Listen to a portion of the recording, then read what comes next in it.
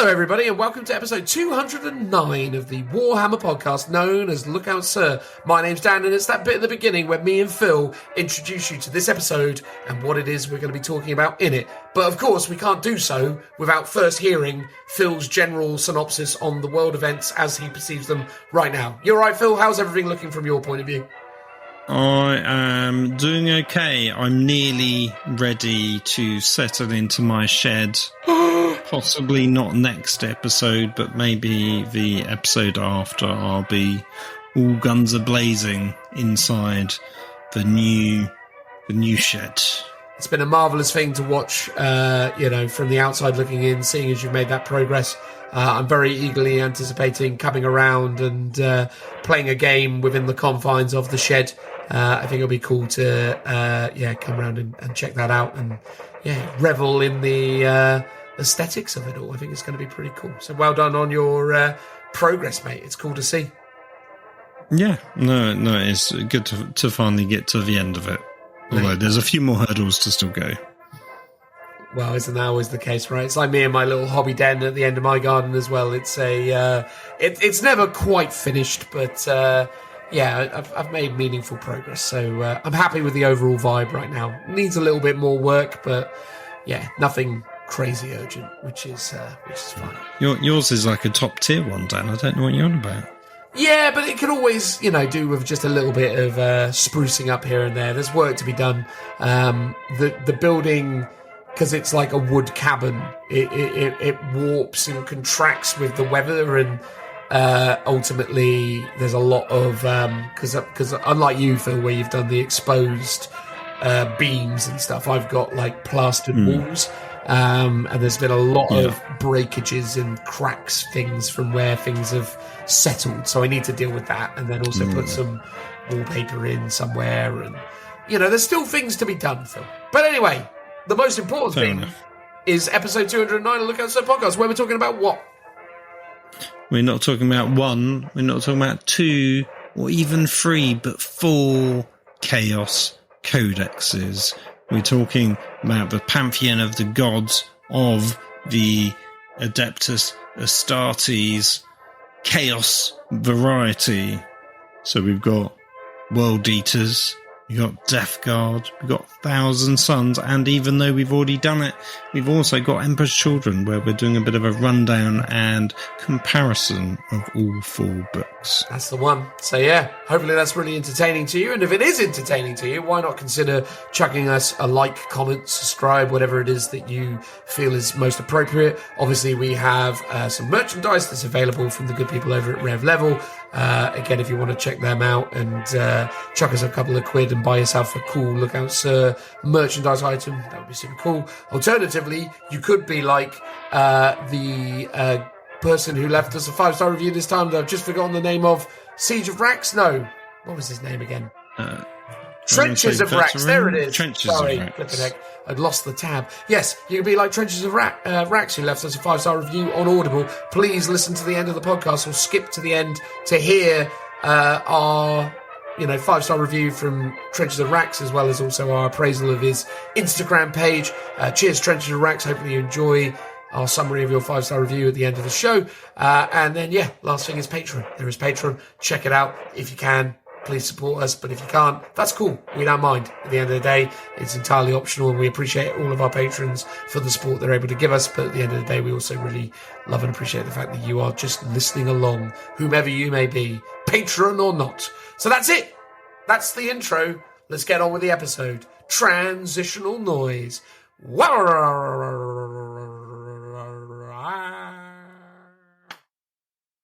All in this bit of the pod, the main bit of the pod, I kind of feel like I need to figure out a new way of rolling into these segments now that theoretically there's only ever going to be one segment to each pod going forward. So anyway, it's a moot point. The point is, in this part of the pod, which is theoretically one of the few parts there are, we're going to talk about a myriad of topics, but the core area of debate are the Legion, Astartes, Chaos Space Marine booklets, or specifically codexes. So, yes, the 4 Legion-specific, God-specific Chaos books. We're going to have a chat about that. What about Chaos Knights? Are we doing that as well?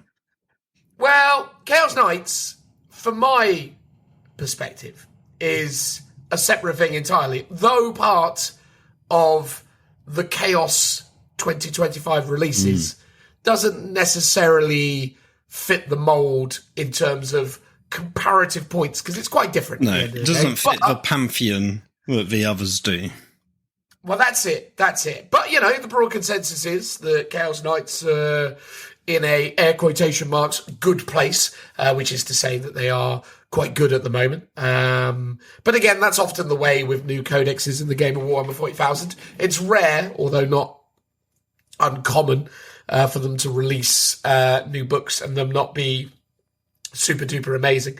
Although, to be fair, Space Wolves have been relatively underbaked from the outset, it seems, but that's another topic for another time when we finally get hold of those Space Wolf books. They've gone on pre-order, haven't they, for the Space Wolves? Yeah, I forgot all about that, so we need to get those, I guess.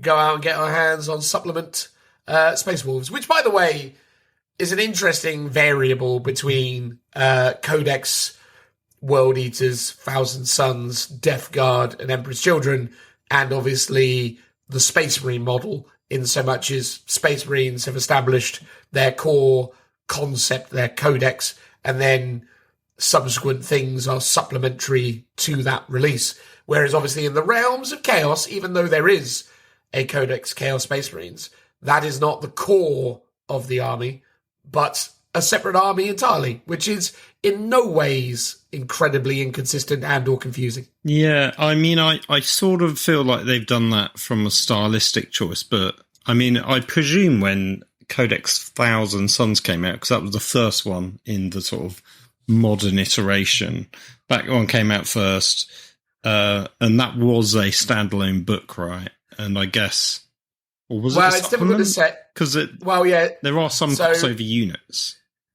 Yeah, so if we're going back to talking about old editions talk, I believe that Thousand Suns were not a codex or codex supplement in 7th edition. I believe that all of their rules were contained within the campaign book, Wrath of Magnus and something of Fenris, Wolves of Fenris, Burning of Fenris, something Fenris, Scourge of Fenris. Yeah. Yeah, but the Wrath of Magnus and the Fenris thing were their own things. And then that was during a time within 7th edition or even 6th edition where lots of armies were just getting very kind of minimal books. So you had like the forces of the Tempestus Scions, which were a supplement for the main Imperial Guard, as they still were back then, army, and they just sort of went, there you go, there's a supplement book, and you can kind of run it on its own. And then you had weird things like Codex Scutari, Codex Admech, Codex Deathwatch. All of these things kind of existed.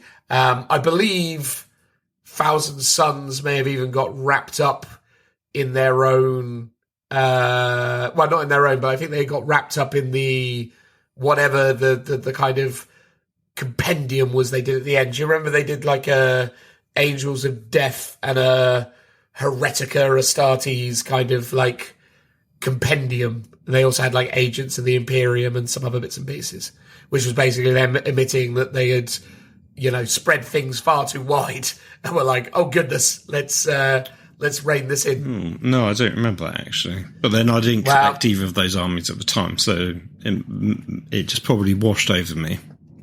Well, that's fair. I'm going to use a quick Google searches.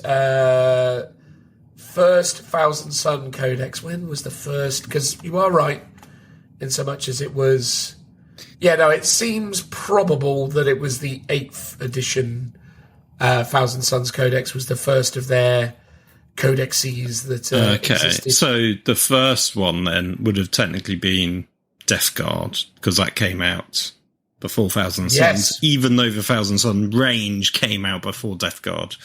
You are correct. If that's how it's going. So yeah, that set the precedent of it, and it's like, and I felt like those two, definitely more so than maybe the others, tend to have more unique units like Death Guard doesn't really. I mean, it's got a few bits here and there, I think, but like it feels like the vehicles are very like bespoke to Death Guard, and that Thousand Suns to a lesser extent. But I feel like World Eaters and Emperor's Children tend to have a bit more of a generic Chaos Space Marine range to them.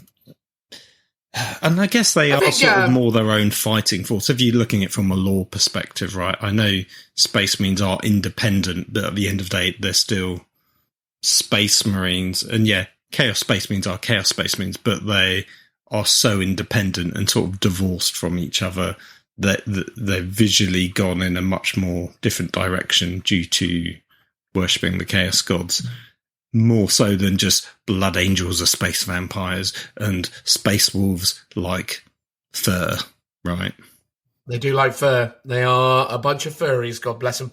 But even, by all accounts, many of them, dress up as animal creatures, because I understand that that's what the wolves are, right? Like they're like mutated humans as opposed to actual wolves. A little bit of really poorly explained deep lore for you there. So I think it's an interesting point because, I do think Death Guard, I mean, from the outset, these four factions are definitely not created equally.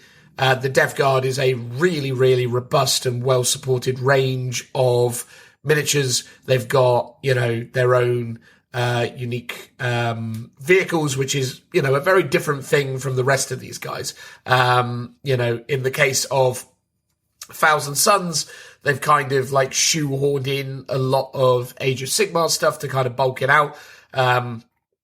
Most notably the Zangor, but also the addition of the Vortex Beast as well. So all those kind of things have kind of been layered into somewhat padded out. Definitely the Emperor's Children and the World Eaters fall into that as well. But Death Guard, are kind of unique in many ways, in so much as obviously they were the poster children of the 8th edition of Warhammer 40,000, and as such just had a much more robust release schedule, being the the antagonist of 8th. So they kind of just benefited from right time, right place, I suppose, in that regard. It's worth noting that Death Guard still do actually have quite a fair few number of generic minis. So I'm just having a quick flick through. In terms of vehicles, right, they've still got the Chaos Predator Annihilator and the Predator Destructor, the Defiler, the old classic, the Land Raider, the Rhino, and that's it. So, the classics. No, they got the Hellbrute, and they've got did you say the Defiler? Defiler, yeah.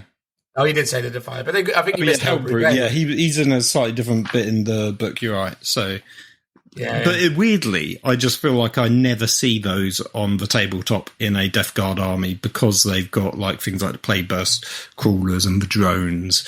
So I think Predators maybe and Land Raiders have some place. Yes. Like Predators and Land Raiders appear because they're just kind of universally good.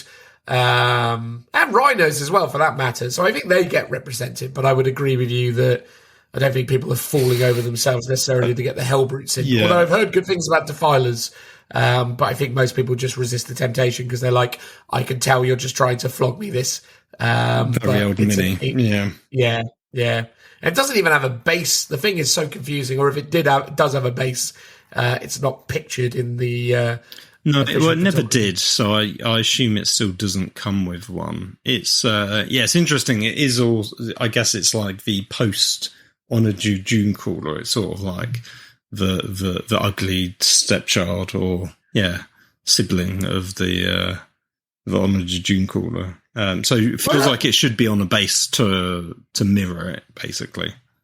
No, I agree. I think this is one of the weird things, though, with these Chaos books, and we'll get back on topic shortly, but I think that's one of the things that's kind of been both relevant across the Space Marine chapters and also the Chaos Legions, is that basically these books have not kind of had a consistent design or kind of model range philosophy, right? So like in Space Marines, in the case of the Blood Angels lost their dreadnoughts, right? So they lost the Death Company dreadnought, they lost the Librarian dreadnought, they lost the Furios dreadnought. Whereas the Space Wolves kept their Venerable, kept Murderfang, and kept Bjorn, not Bjorn. Bjorn? Yeah, Bjorn. Bjorn? Yeah, Bjorn. Yes, thank you, Bjorn.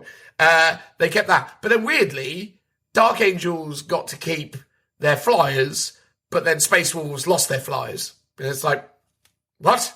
Why one gets that and the other one doesn't? Blood Angels got unique flyers? Blood Angels don't have unique flyers, but that's why I used the Dark Angels example. So it's weird. What I'm saying is it's weird that, like, Dark Angels got to keep their flyers, but lost. I mean, what did they even lose, really? I mean, they lost their Talon Master, and they lost the Deathwing command squads because they were kind of integral to one of the kits. And technically, they lost access to a bunch of land speeders and traditional Raven. I mean, I sort of feel like with the Dreadnoughts, they went because... Well, actually, no. So you're saying Space Wolves? Yeah, it's an interesting. I think sort of. It's weird. Isn't it? I do sort of feel like the Dreadnoughts should all go because the Redemptor sort of style of Dreadnought has superseded them.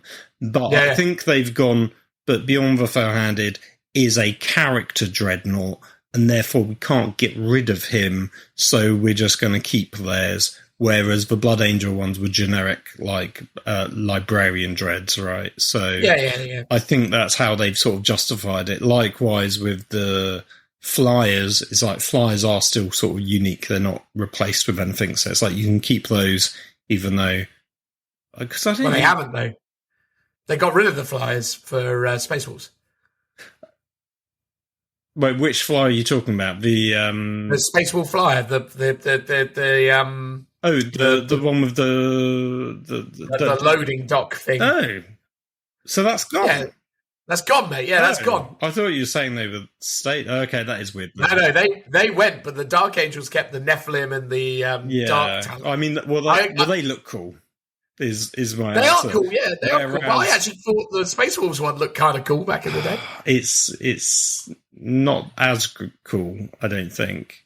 Well, it's like basically a less cool version of the Forge World battery ram thingy-mabib that I forgot the name of. No, the one, Cerastus. I think it's called Cerastus, I want to say. Could be. Something like that. I mean, I thought that was the name of an Imperial Knight. I think it's both. I think they like to... Or it's like Castellan. Everything's like Castellan these days. Oh, it's the old Castellan. Oh, yeah, good. Yeah. But anyway, the point is it's kind of a mad thing because all this stuff is sort of weird because nothing's kind of made equal. And you see this in the Chaos books as well because you've got things like the Death Guard who have access to stuff. And then you've got like the Emperor's Children who don't have access to stuff. Most notably with like Terminators. Like some of them have their unique Terminator kits and then others just have the generic Chaos. Well, World Eaters and Emperor's Children both have generic Chaos Space Marine Terminators, whereas, I mean, again, to me, especially as well, this is the thing, right? When you look at the Space Wolves release they've just done, it's like, to me, it's relatively inexcusable that Emperor's Children didn't get just one other thing, like, Games Workshop for Space Wolves have just given us two different versions, unless I'm incredibly mistaken, of Bloodclaws and Grey Hunters. So unless I'm wrong and they're the same kit, I don't think they are the same kit. I think the Grey Hunters kit and the Bloodclaws are two separate kits. But is it because one's like old guys and the other one's young guys? Yeah, they've got slightly different armor in the sense that they don't have the knee guards and whatever it is. Like there's like a bit above the knee pad, right? Yeah, on most Primaris, but because I guess the idea is that the Bloodclaws like to run; they don't like to be impeded in their running, and some of them have, different kind of shoulder pad pauldrony things. But it's just weird. It's a weird scenario where the again, like I'm not suggesting that everything has to be created equally, but I do think like. Maybe someone somewhere needs to come up with a consistent philosophy around what, constitutes a release. I sort of feel like it's what someone just is advocating in Games Workshop, and I'm going to say it's the Darren Latham effect.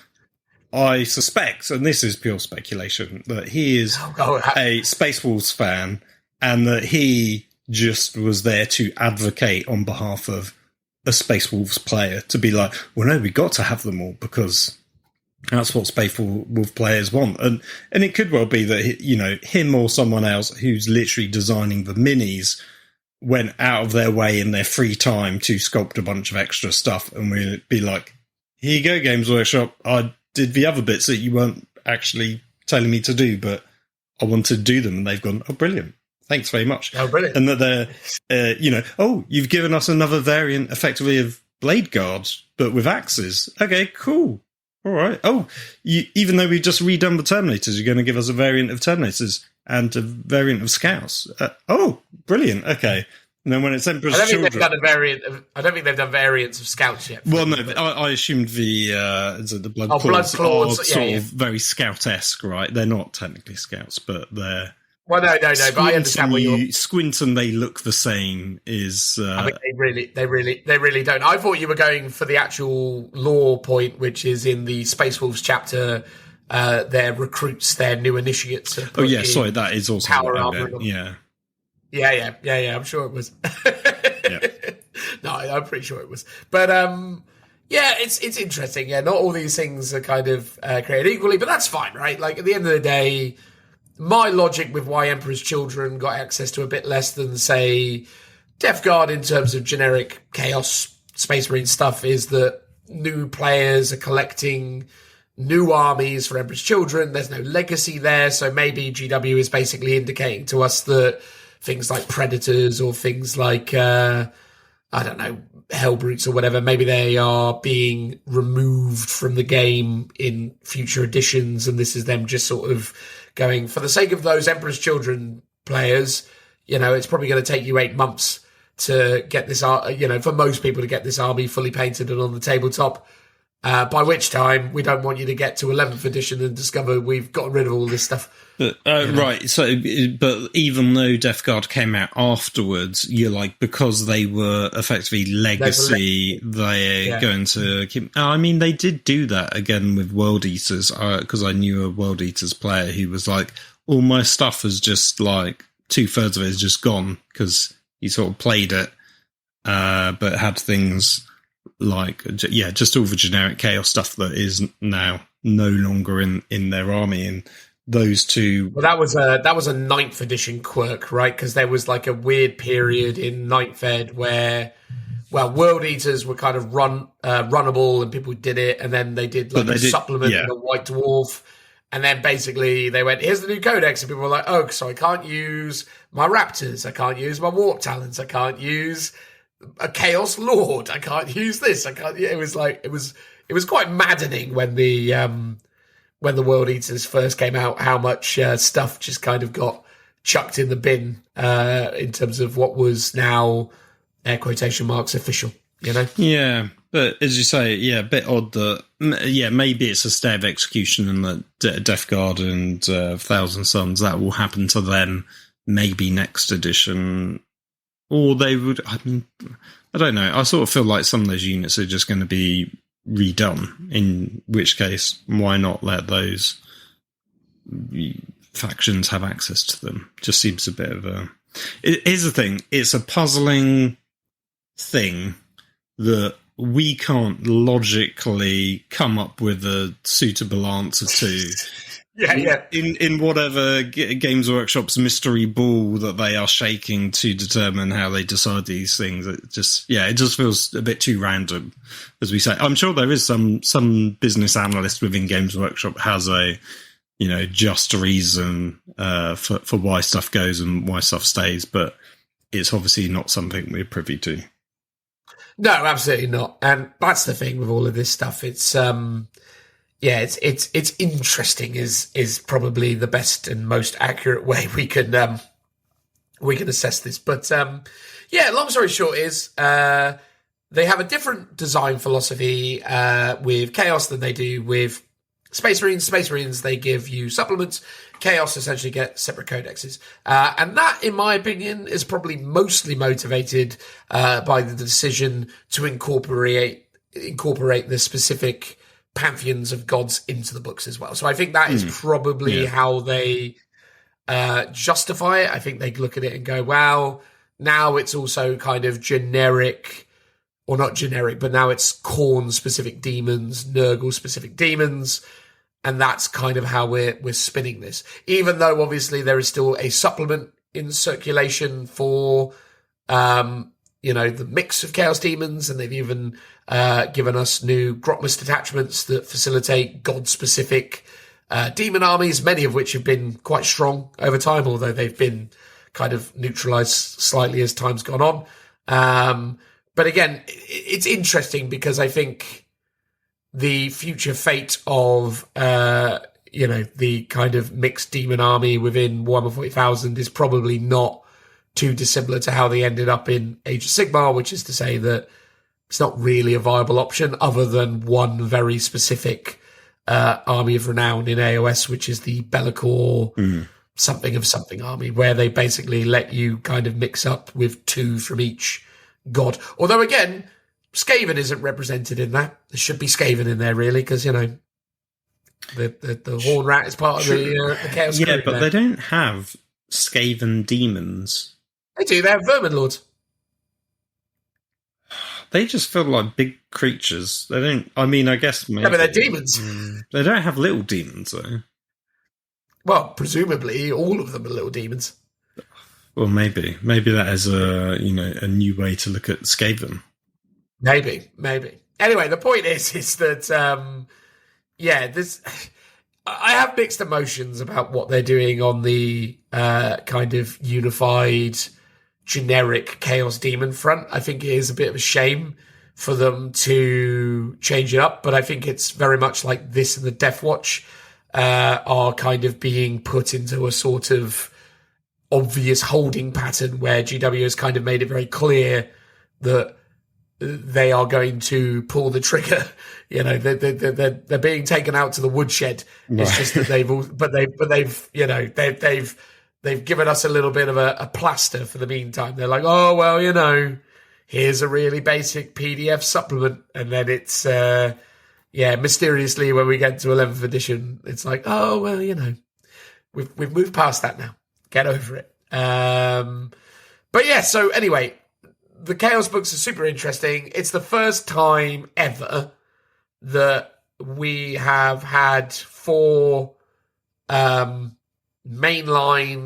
Chaos Space Marine Chaos books that allow you to run the 4 different, Chaos God-specific legions. Yes, you've been able to do this through the kind of patchwork of rules that has been in prior editions as early as probably even 2nd edition, although I can't say that with absolute confidence. But I know yes. certainly... Yeah, well, you had all the Realms of Chaos, and then the other book was Slaves to Darkness, and that gave you all the different rules for the different Chaos Space Marine chapters. You're right, yeah, absolutely. Yeah, I forgot about that. Yeah, it does. I was actually thumbing through that before recording this evening. So yeah, you are right. It's got some great pages, like the colour spread with all the different, I think each page is like a different god, and they've got all these banner artworks, and it's like these beautifully hand-drawn pages showing you all the sort of weird icons and banners and colour schemes. Yeah, phenomenal stuff. No, it's fabulous. Definitely worthwhile picking up if you are, the Warhammer World. Well, the Warhammer World ones, the reprints are the ones I'm advocating. Don't go out of your way to try and get originals. I mean, first of all, definitely diminishing returns. Maybe not in the short term. Maybe in the short term it'll have increased returns, but I feel like the wave of Warhammer fandom will probably crash against the shores of of men entering their 60s or something in 20 years' time. I think maybe it becomes a bit more longevity. I think in terms of phantoms, I think you're right. There is always a limit behind them, but I also think it's even rare. It's a rarity that someone will value an original of one of those two books when there are mint copies still in production that you could just buy, even though it's technically a reproduction. I think most people would just rather pay, I guess, £30 for one of those than what I imagine could be a couple of £100 to buy. No, I agree. I heard that, I think it was like 20 years ago. Like when we were kids growing up, Elvis was like the thing. Where did Elvis go? Oh, yeah. No one talks about him anymore. I always remember everyone was always like, oh, he's still alive and all this stuff. It was like quite massively important to the cultural zeitgeist in like the 80s and 90s. But then there were all these like diehard Elvis collectors that had like all this tat. Not like, our incredibly precious Warhammer stuff that is all highly, regarded and incredibly important. But yes, the Elvis collectors had all this stuff. And there was like this point where all of a sudden, what was maybe 10 years ago, millions of dollars worth of Elvis memorabilia had become hundreds of thousands of dollars of Elvis memorabilia as the audience started to just kind of age out, dissipate. Yeah, there's ebbs and flows to these things. But anyway, I digress massively. The point is that, these books are really interesting. And why they're interesting is because, this is the first time where they've made a real effort to make them all stand on their own feet. Because the reality is back in the day, in like Realms of Chaos, Second Ed, Third Ed, whatever you want to pick, there was always a kind of hierarchical structure within the game in terms of which of these legions were the best. And people had different opinions and things that kind of worked. And because they resided in singular books, ultimately, as a Chaos Space Marine player, you got to either take the best of everything. So you went into that kind of Renegade or Black Legion style army and just had a few Khorne Berserkers, had a few Plague Marines, had a few, Rubric Marines, whatever it may have been, Noise Marines, whatever. That's kind of how that worked. Whereas now it's uniquely interesting because obviously that flexibility is still somewhat available to you within the core Chaos Space Marine book.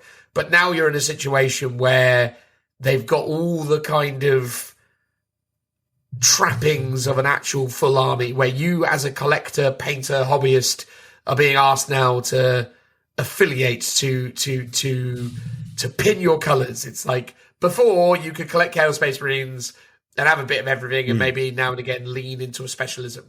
Whereas now it's like, no, you must be exclusively an Emperor's Children player or a Death Guard player. Asserting that obviously you don't have to just be that. You can obviously buy and collect everything if you want to. But it's interesting, isn't it? Because this is obviously something that's been prevalent for Space Marines forever, or not forever, but certainly for a long time.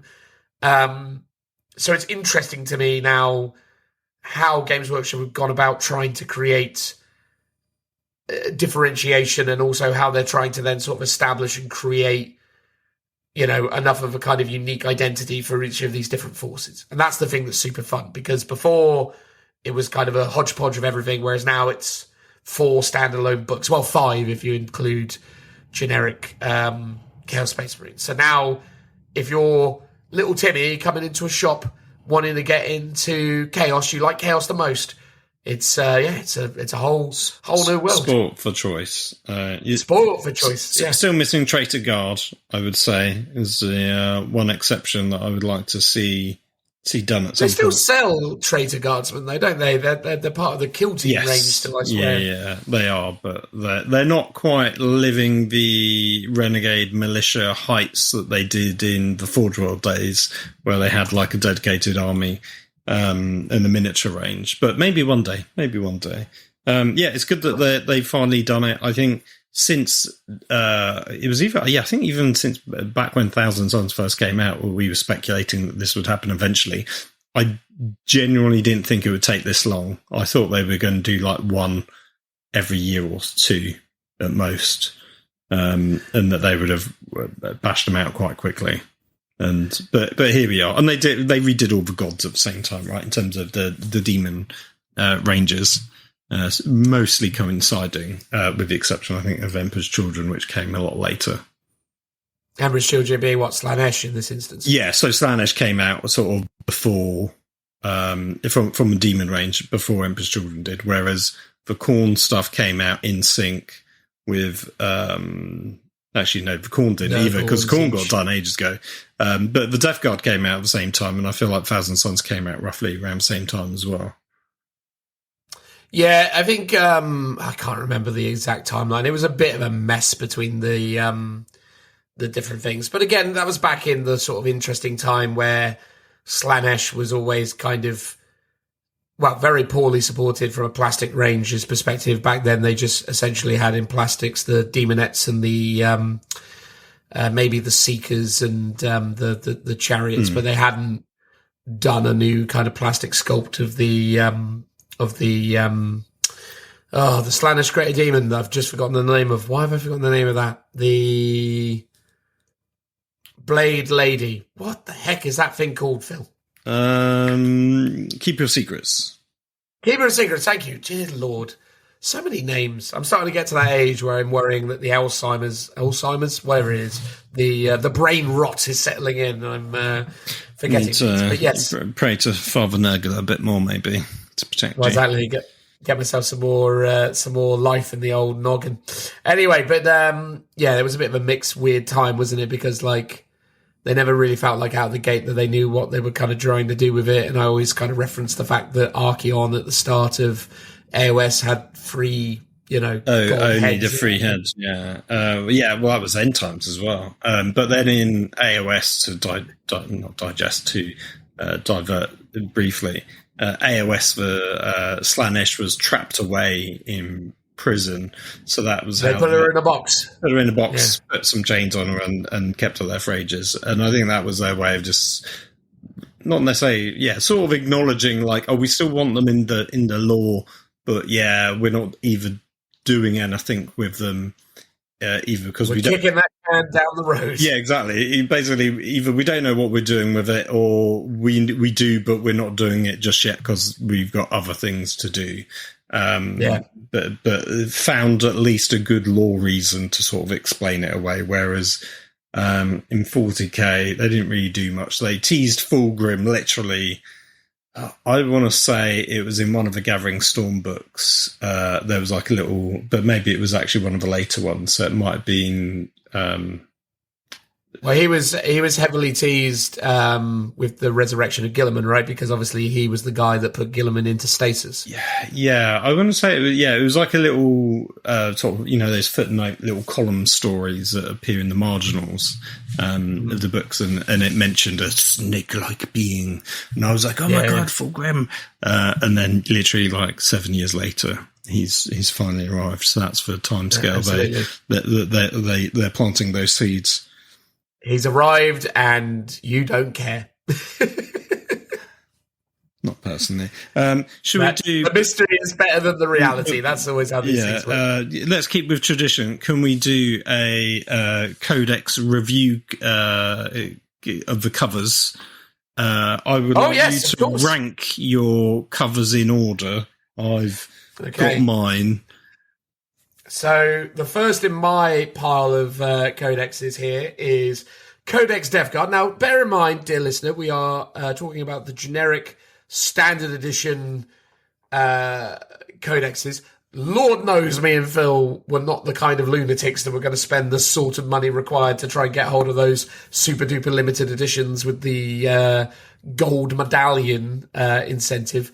Praise be to any of you who actually managed to complete that trinket. To get all 4 of them, yeah. Oh my god! Like I genuinely think, fair play to Games Workshop, right? They know how to milk their audience. But anyway, all the same, we have Typhus atop a pile of Ultramarines, surrounded as he is by a few flies and general detritus. It's a really beautiful image. I think, Typhus is a really iconic Chaos Lord and, kind of Nurgle character, right? Like, I think when they created Typhus back in the day, they knocked it out of several parks. Like, the Typhus design is one of the best Space Marine antagonist kind of silhouettes and visuals. Everything from the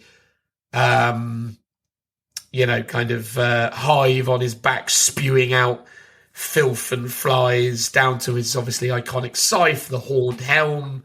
Yeah, Typhus slaps.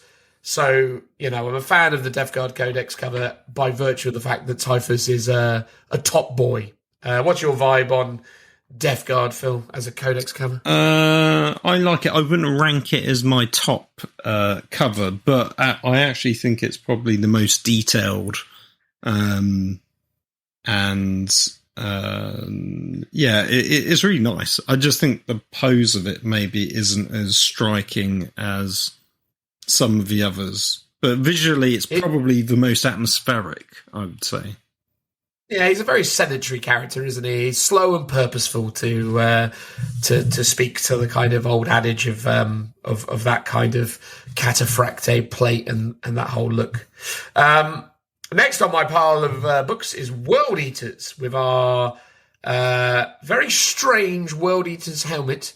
I feel like over the years, the World Eaters artwork has been some of the most impressive, stunning, iconic imagery in Warhammer 40,000. I think when you go back and you look at the classic World Eaters Terminator image with the guy with like the chain fist that they made a miniature out of for Warhammer Plus, and you look at even like the Berserker guy amongst a kind of field of skulls that they had. Is that I feel like skull?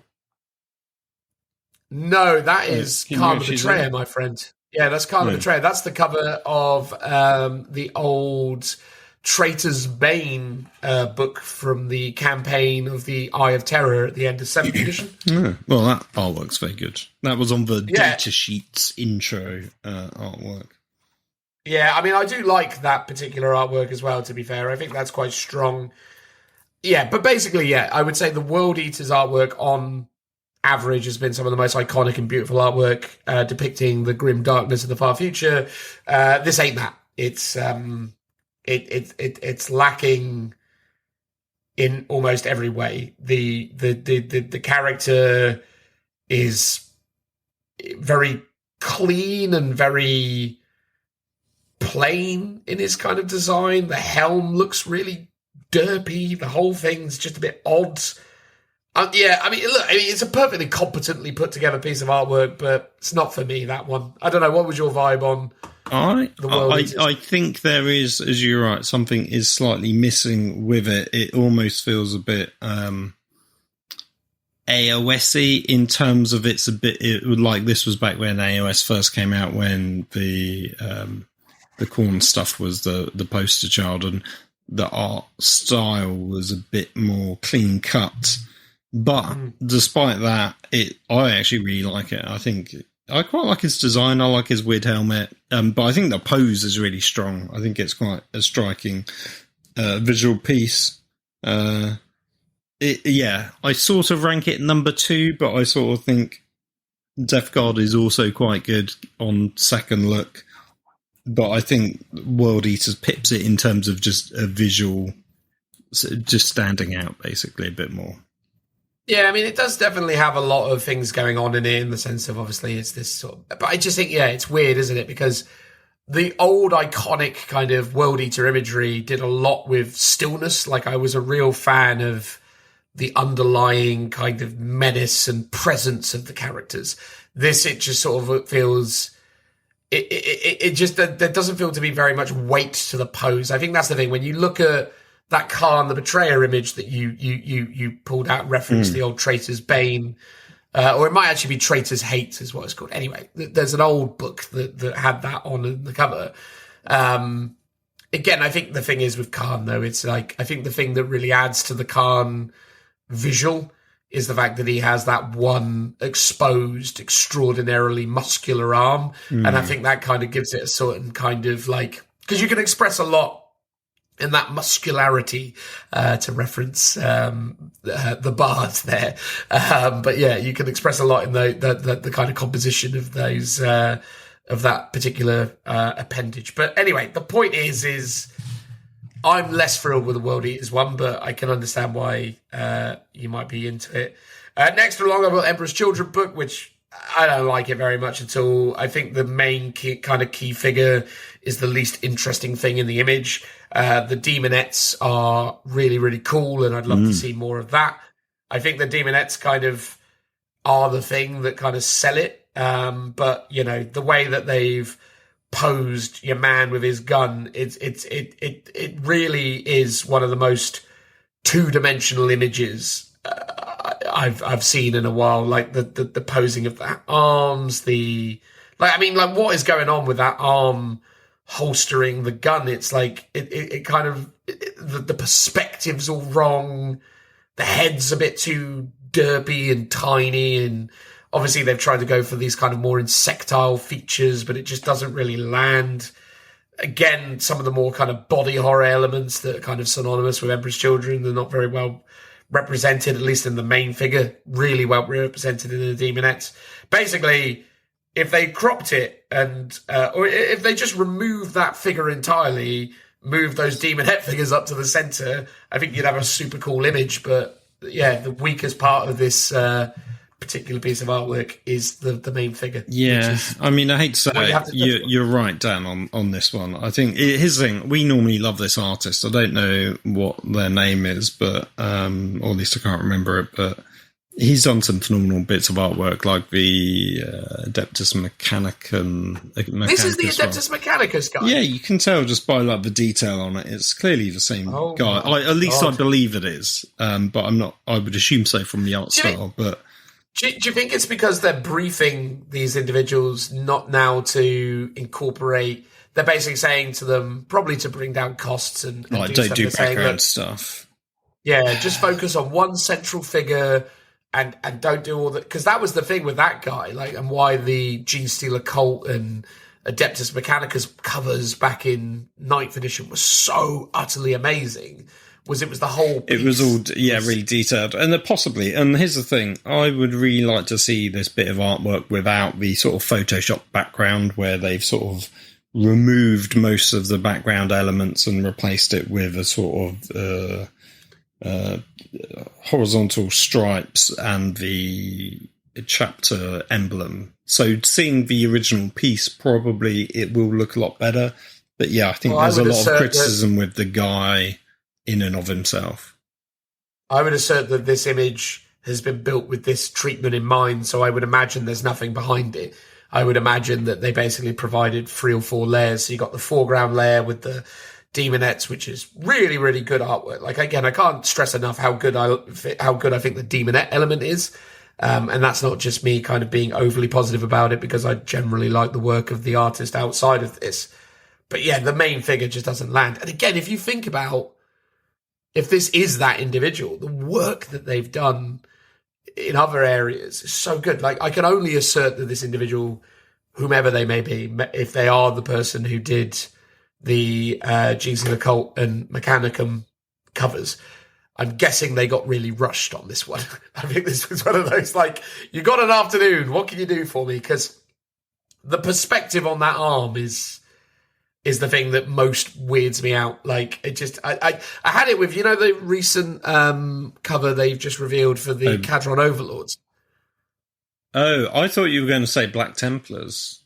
No, although Black Templars is a fair one as well. But the Cadron Overlords has got, like, it's just bad execution. Like, the hands of the characters are all, like... Yeah. Like, and that's the thing, like, you know, most people would probably be like, oh, you know, I don't like the main character for whatever reason. But for me, it was just like, the perspective is terrible.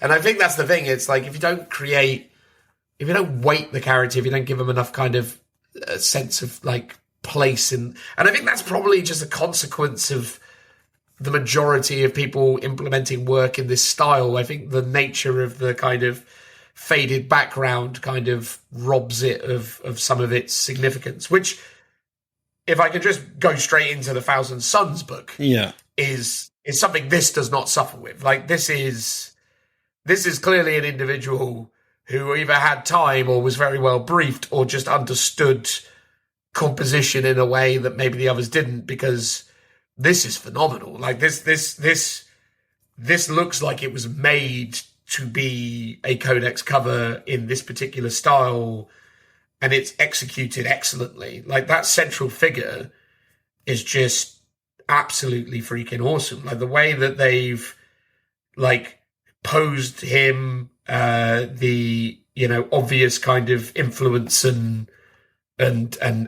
demonic kind of corruption within the character, the energy, the book in the foreground, the flowing of the cloaks and capes and scriptures. I mean, that is the best. Oh, I completely agree. That this is my favourite one as well. But as you say, I feel like it really blends into the background very seamlessly, especially even though it's got the sort of spot varnish, like the shiny finish. Whereas the Emperor's Children one feels like a cutout on a green screen. It's like, it's so stark, and that is part of the issue. Whereas this one, I think it, like, the colouring and the elements around it just all work really seamlessly. But then you've got all these characters in the bottom, in like the background, that you can't really make out. They're just sort of shadowy figures. They're just like silhouettes, but they're still intriguing, and they've still got enough detail for you to look at them and be like, oh, okay, what's that person like?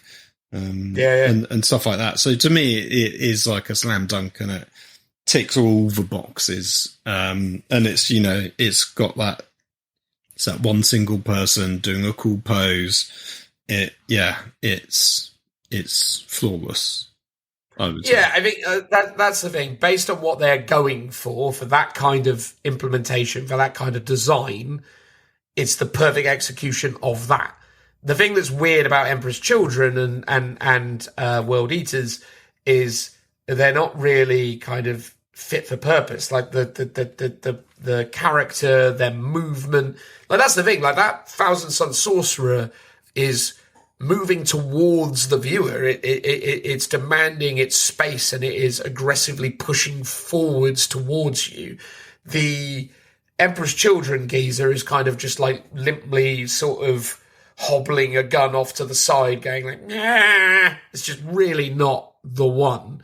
And then your World Eaters man, again, it looks like, you know, he's occupied elsewhere, but in a way that isn't really all that compelling. As I say, the thing that really elevates the Death Guard one is just the character, but even they've sort of done an okay job of kind of, no, to be fair, like, I could probably make the same criticisms of this as the Emperor's Children one. I just think the character is just so much cooler. And that's the thing as well, by the way. Why put Typhus on the cover of this one and then just generic no names on all the other covers? It's like, you know what I mean? Like, can't we just have even that with a consistency point of view? Can we not just have each of the kind of first captains, the main guys, like, you know, no, that would make sense. Yeah. But anyway, for me, Thousand Suns on the top of the mountain. Death Guard is my number 2. World Eaters gets number 3, and Emperor's Children is just bin juice. Trashed here. Yeah. Terrible cover. Which is a shame, because I love that guy's work, assuming... Yeah, true. I'm almost the same, although I want to put World Eaters second and Death Guard third, but they are kind of like a tie because they're both really good in different ways. Yeah, that's fair.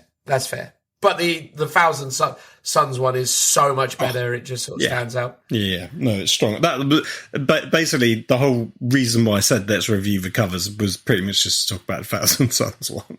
Oh, mate, it's so good. It's so good. I mean, that's the thing, right? Like, in a lot of instances, there have definitely been some covers this edition that just haven't hit the right spot, right? Like, there's definitely been ones that, just haven't had the magic. But, like, the ones that have, to their credit, they've done it well. I think there are less hits than there are misses. in this edition. I think ninth edition had a more consistent level of quality, but the ones that have been good have been pretty good. Like I really liked which ones did I actually really like? I didn't mind the Eldari one. I thought that was quite cool. I liked actually quite like the Chaos Knight Codex as well cover, to be fair. I think the new one or the old the one? new one. Oh no, it's the new one. I think it's okay. No, you're not a fan of the tentacle monster robot man?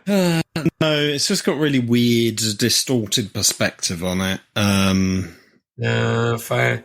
Yeah, no, I'm not a fan. I also don't like the model either, to be honest. Well, that's to be fair. I don't like the model, but no, the Astra Militarum one, great cover. I really like that one. Yeah, the standard one, not the limited edition one.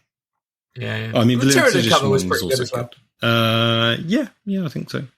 Anyway, it's not a Codex cover episode, Dan. Let's talk about the actual Chaos books. What's in them? Yes, let's talk rules and stuff. Well, give me a second, because I just got to go turn a light on so as I can see, because it's gotten progressively darker as time's gone on. So let's do a little one moment. Transitional noise to the rules section. How about that? Well, typically when I edit these things, I just put like a kind of like a beep noise, like a sort of like technical fault thing. But yeah, sure, why not? Let's transition. Because I can edit them now, Dan. I'll put it together. So do a transitional noise. All right, fine. He's done one. He's got excited now. He's loving it. He's like, I'm going to start editing all of them. The power. Right, fine. The power. Anyway, transitional noise. All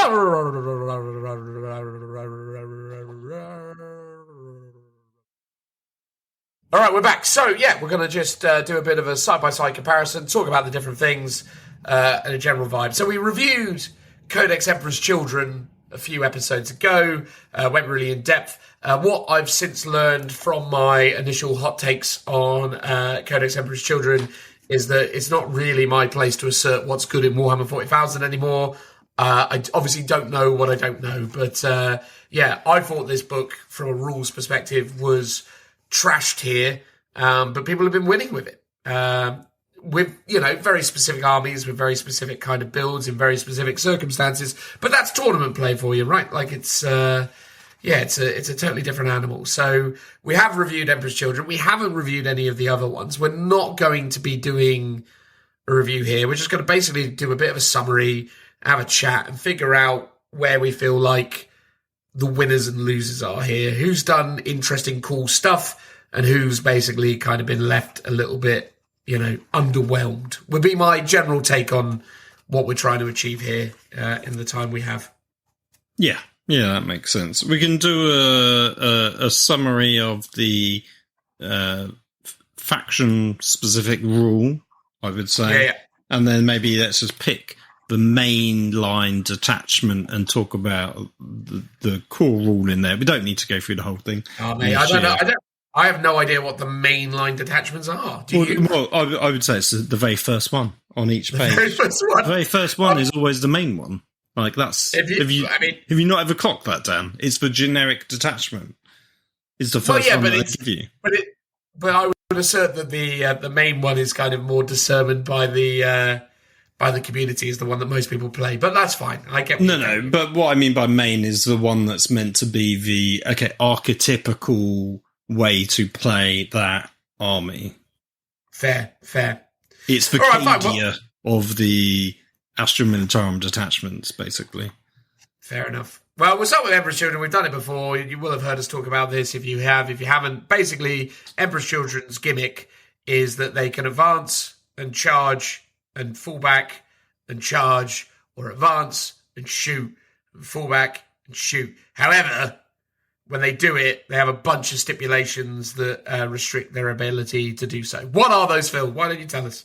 It cannot target a unit that is within engagement range of at the start of the turn, and it cannot target a unit that was the target of another unit's charge or attack this phase. So you can't double charge one particular unit while using the benefits of fallback and charge or advance and charge.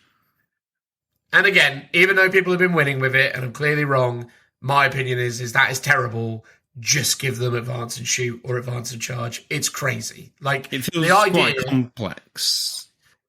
the idea that you have all these extra steps is dumb. I understand what they were trying to go for, which was this idea of, it's like the army's kind of competing against itself to outdo each other, and they don't want to kind of benefit from any kind of collaboration or any kind of actual kind of aligned tactical execution. Like, the idea is it's an army of loners, an army of individuals. The problem is that's cool and all, but this is a tabletop war game, and in the world of like balance and game design, like, just make it simple. I think it was a really bad decision to come up with that as kind of a gimmick, especially with all the really interesting other ways that they've represented Emperor's Children in the past. This is just sort of like, why? But fine, that's what they gave them. Obviously, people are winning with it, so yeah. And their mainline detachment is the Mercurial Host, which is basically re-roll your advance roll. So obviously they want you to lean into that mechanic and get the best results. Again, if this were me, the Mercurial Host would have been, don't roll advance rolls, you always get 6s. Happy days. Go ham, as far as I'm concerned. But That's quite strong, whatever. But, Yeah, exactly. But there you go. Can't they be strong, Phil? Can't someone be strong in this world other than Gladius Space Marines? Well, I mean, yeah. I mean, personally, I still like chance to be in the game, so something that completely removes it by just giving them flat 6 seems a bit much, whereas That's fair. a way of mitigating your charge rolls is slightly better. I mean, you could be more kind, and you say you roll 2 dice and pick the highest, but that's basically what you do with a re-roll, isn't it? Well, I know, but you could always roll worse, right? So at least you're giving them the best of the 2 options. That's but fair. that feels like a mechanic that they don't really lean into much. Maybe they could have just had, rather than rolling advance rules, you always advance 3 inches. And then that consistency over time becomes beneficial. Or to a minimum of 3. So no matter what. Oh, you yeah, roll, that would it's have always rolled a even 3. better. Yeah, that would be great. Yeah, why don't they just do that? Anyway, yeah, so that's their gimmick there. There's a bunch of enhancements and stratagems. Are we going to go through these? Is that what we're doing? No, we don't have to. I was thinking just a rule itself. Fine. Unless you want to. No, I think because we did this, and also just because, like, yeah, I think that, look, as a flavour of an army, right, like, Emperor's Children are super weird to me. I think they just don't make any sense to me, but I've acknowledged that I obviously don't know what I'm talking about, so, you know, we'll park that. By the way, actually, as well, can we talk about this? Because we didn't talk about this yet, and we should have probably talked about it in the bit before this. The way that Games Workshop have locked out demons to specific detachments and not yet fixed it is beyond bizarre. Like, What do you mean by they haven't yet fixed it? So they haven't just gone, whoopsie daisy, that was a silly thing to do. You can obviously take more than 500 points of demons. Cheers. But yeah, the only way you could take demons, there's a demon detachment in every one of these books. And they let you take demons, but not a full demon army. It's really weird. Right, yeah. So the army rule, yeah, it gives you packs of excess, which gives you access to, demons with the legions of excess. So yeah, the fact that you can't just bolt on demons to any detachment. Yeah.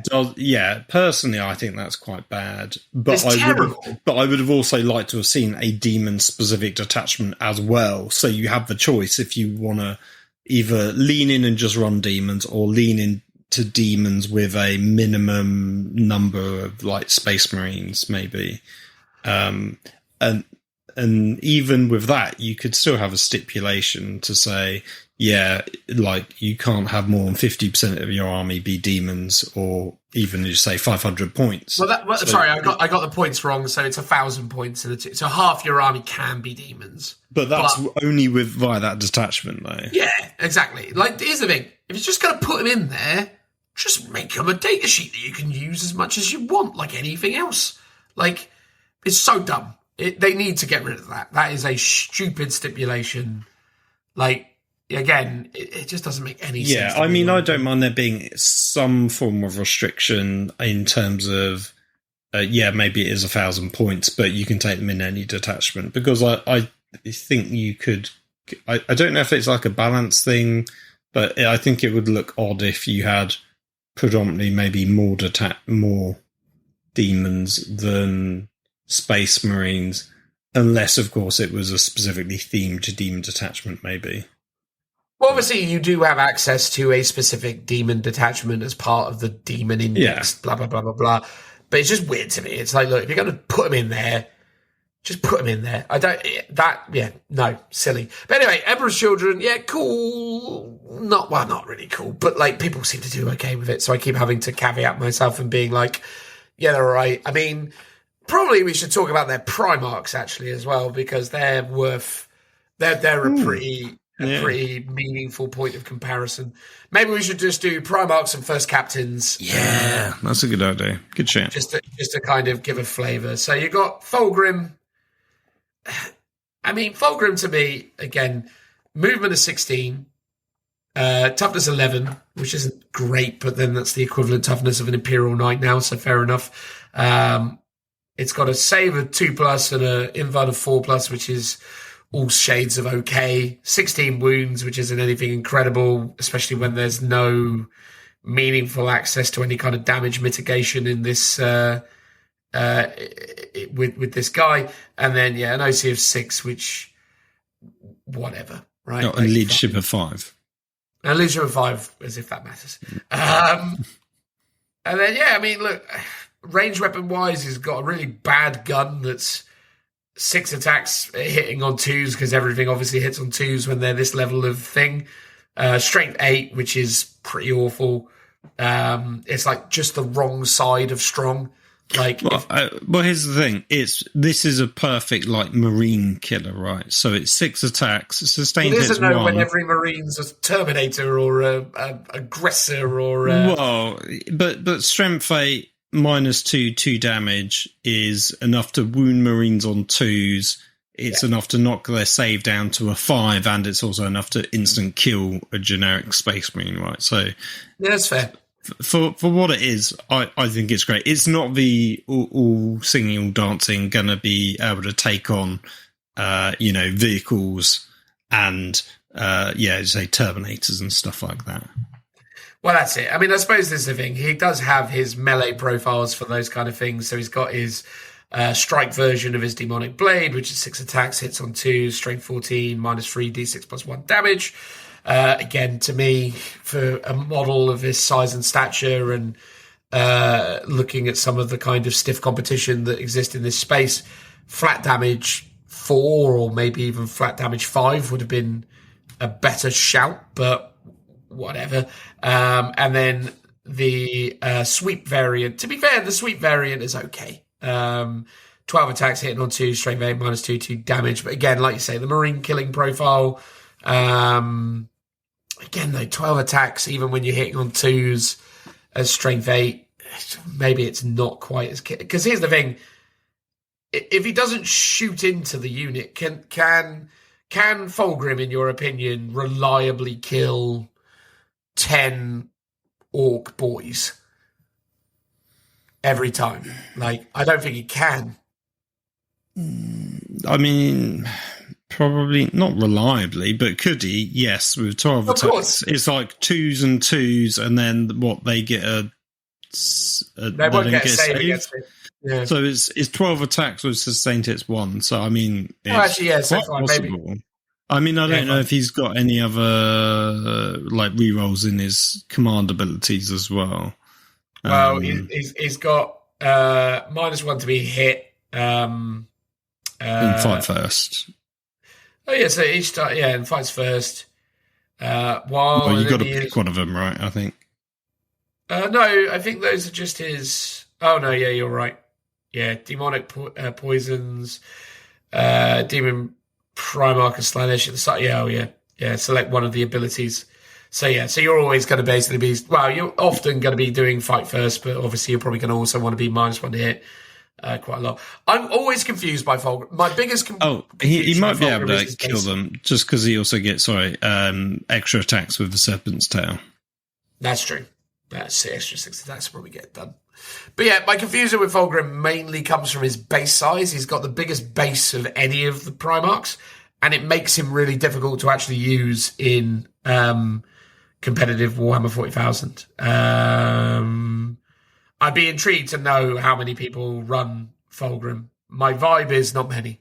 I think there's stuff that is doing well. I don't think Fulgrim is relatively well represented with amongst them, but I could be wrong about that. But yeah, nothing about Fulgrim massively blows me away. The fact that obviously he benefits from the army rule of advancing and charging or advancing and shooting is cool and all, but like, yeah, and again, because of the size of his base being a monster with the fly keyword, he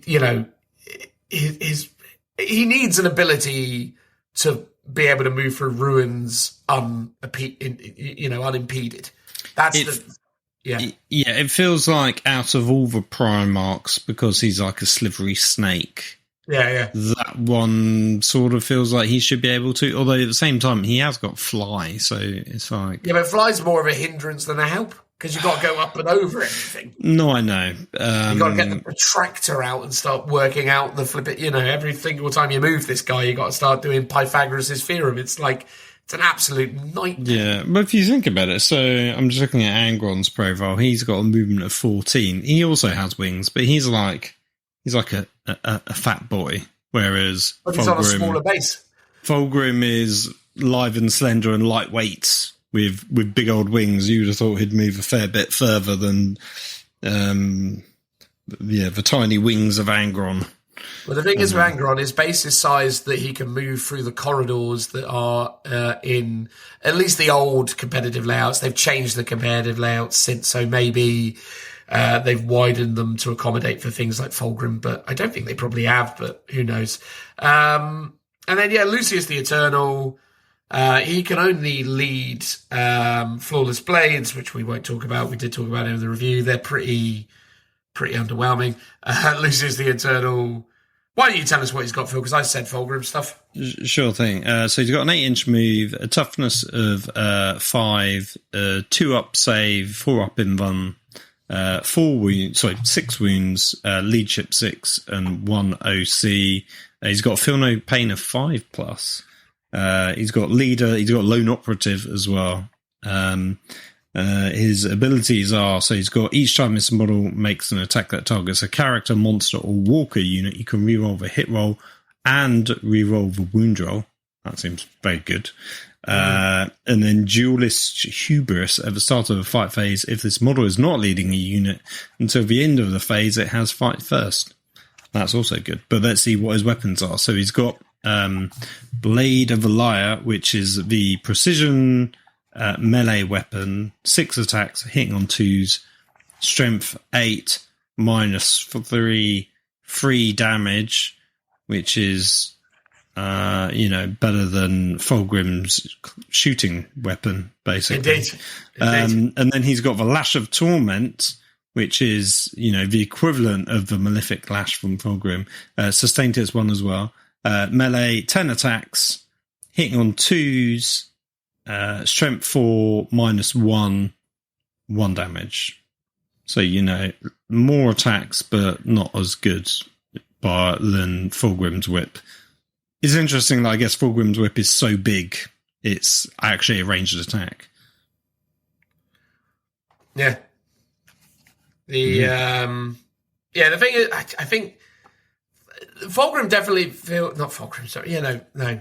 Lucius. No, Lucius, thank you. Feels like he's got potential. Like there definitely seems some play to him, for sure. Well, the fact that he's got re-rolling hit rolls or re-rolling wound rolls, fights first, a 2-up save, a 4-up invuln, and a feel no pain of 5+. That is probably the best kind of save combo you can get, because you don't normally get better than a 2-up, 4-up, and you don't really get much better than a 5-up feel no pain, although there are obviously exceptions to that. But Yeah, obviously he's not as tough and hasn't got a huge amount of wounds, but 6 attacks on a Space Marine character feels pretty decent.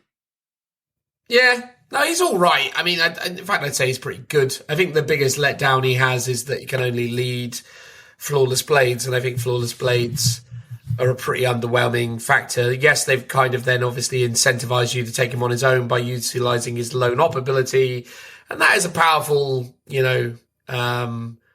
effect on him. It's a good addition, but yeah, it's interesting. I think there's a thing like maybe the things that seem good in Emperor's Children are the Noise Marines and the Noise Marines. Like that seems to be what I've seen that's winning with them is doing. They're just like, here's all the Noise Marines, cheers, and Demon Princes. Demon Princes are also quite strong. So I think those elements are definitely where people are finding, the win conditions, as it were. But, yeah, I think where they possibly kind of fumbled the ball a bit is definitely on Fulgrim himself. I think it's a real crying shame that, within the kind of mix of different demon Primarchs, he really doesn't stand out as... I mean, to just say it up front, I think he's the weakest of the 4, which is a shame. 2 seconds. God blimey, all the breaks today. Apologies for that. The next book we'll talk about in brief is that of the Thousand Sons. Phil, what are the Thousand Sons, or more specifically, what is their army ability? Oh, God, you've given me the longest one ever. Let's get into it. It's Cabal of Sorcerers. If your army faction is 1,000 Sons, at the start of your shooting phase, 1 or more models from your army with this ability can attempt rituals from those listed on the right. To do so, select 1 model from your army with this ability that has not yet attempted a ritual this turn and select 1 ritual. And select 1 ritual. No model from your army has manifested this turn. Then take a psychic test for that model by following the sequence below. Ooh. It's as if the psychic phase is alive and well, specifically for 1 army. Indeed. So the psychic test sequence is rolling 2d6. There's a thing called Channel the Warp, which is optional, which says +6, but then let's see what it actually says. So it says, then if 1 or more doubles or triples were rolled during that test, that model suffers D3 mortal wounds. Okay. Yeah, to be clear, because it's very weirdly done. So at the top they say roll d6, and then as a additional optional, you can roll an additional d6. You're not adding 6; you're rolling an additional d6. Right. So where does that actually tell you to channel the warp? Just that icon? Yeah. It's very poorly illustrated. Okay, Games Workshop. In addition to icons, you need to use words in a paragraph, because they could have said, in addition, like when you're casting your psychic power, you have the option to roll an extra dice, and then they could have illustrated it with the graphic, but that is not clear. Yeah. But I sort of get it, because it says roll 2d6 with 2 6 symbols, then channeled warp optional, but it doesn't say what that is. Okay, anyway, let's keep reading. In days of old, they would have had a really nice little breakout designer's note with an example where they said, Jim has rolled 2d6. One of them is a 3. The other one is a 2. That's true. That is not successful to cast. Jim throws another dice in. They succeed. But one of those dice, the additional dice that they rolled, is also a 2. Therefore, they take D3 mortal wounds. No, that would be nice. If that model is not destroyed, the combined total of the dice rolled during the test is the psychic test result. If this equals or exceeds the warp charge value of the ritual being attempted, the model manifests the ritual, and you resolve its effects. So we have 4 psychic powers. Should we go through them all? Yeah, why not? There's Destiny's Ruin. Do you want to tell us about that? Yeah, so it's a casting value of 5, obviously on 2d6, so pretty easy. Select one enemy unit within 24 inches and visible to the manifesting model until the end of that phase. Until the end of the phase, each time a Thousand Sun model from your army makes an attack that targets that unit, reroll a hit roll of 1. If the psychic test result is a 10+, you can reroll the hit roll instead. Oh, so that's giving you an option to do the channeling the warp even for the low-powered ones. To get the full rerolls. Okay, that one's pretty good. Yeah, indeed. Yes, that's... Oh, yeah, no. I was getting myself confused about something, but no, that is quite good, to be fair. Next is the Temporal Surge for 6 of your finest warp charge points. Again, theoretically easy. Sorry, I keep wanting to sneeze. We carry on. Select one friendly Thousand Suns unit that is not within engagement range of one or more enemy units, and is within 24 of the and visible to the manifesting model. That unit can make a normal move up to D6 if the psychic test results for this ritual was 10+. That unit makes a normal move up to 6 inches instead. In either case, until the end of the turn, that unit is not eligible to declare a charge. Ooh.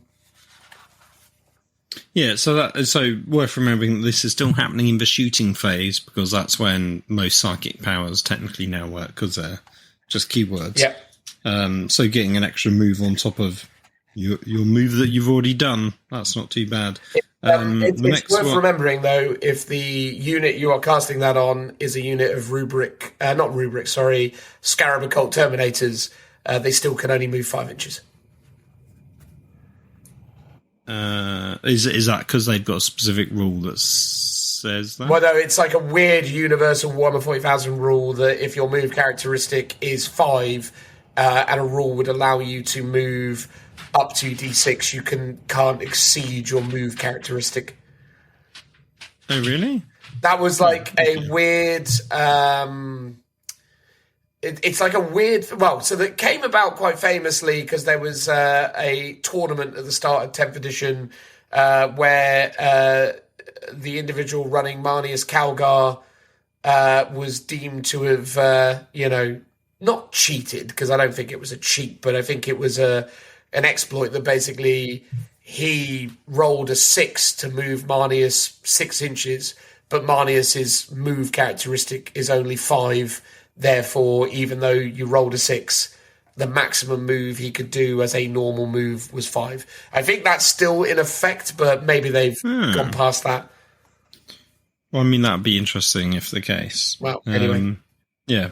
Okay, worth noting. Next one is Doombolt, which is a casting value of 7. Remembering 7 is an average on 2d6, so this, again, should still be quite straightforward to cast. Yeah. Select one enemy unit within 24 inches and visible to the manifesting model, excluding units with a lone operative ability that are not part of an attached unit and not within 12 inches of the manifesting model. That unit suffers D3 mortal wounds. If the psychic test result for this ritual was 11+, so it's 11, not 10 this time, that unit suffers D3 plus 3 mortal wounds instead. Whoosh! There you go. Pretty good. Incentivizing you rolling that additional D6 there. Yeah, I like the sort of stipulation as well that it's excluding. It's a bit wordy, but it excludes attached characters. Which is pretty good. So that's the Doombolt, and then the last is the Twist of Fate, which is all of 9 to cast. Select one enemy unit within 24 and visible to the manifesting model until the end of the phase. Each time a Thousand Suns model from your army makes an attack that targets that unit, improve the armor penetration characteristic of that attack by 1. If the psychic test was of this ritual was 12+, improve the armor penetration characteristic by as much as 2. My goodness. Plus 2 AP. Ooh, tasty. Very tasty. And the fact that obviously all of your Thousand Suns units will be able to benefit from that, it's pretty meaningful. I mean, I think on average on 3d6 you're probably going to be rolling like a 9 or a 10, I think. So you're not far off. Yeah. Being able to do the 2 AP on that one. Well, it feels achievable. I mean, you got to get a little lucky, but if you do, bloody great. The Grand Coven is their first detachment. No idea if this is their main detachment, but we're following the rule that the first one is. So the Grand Coven, what is their detachment rule, Philip? It's in your command phase, you can select one of the abilities listed below to take effect until the start of your next command phase. You can only select each of these abilities once per battle. So there's Imbued Manifestation, so add 6 inches to the range characteristic of ranged psychic weapons equipped by your 1,000 Suns models from your army. You can have Psychic Maelstrom, which is each time a 1,000 Suns model from your army makes an attack with a psychic weapon, add 1 to the wound roll. And then you've got Wrath of the Immaterium, which is psychic weapons equipped by 1,000 Suns models from your army have devastating wounds ability. I mean, they all sound potentially very good, depending on what psychic weapons they're actually equipped with. Yeah, it seems pretty interesting.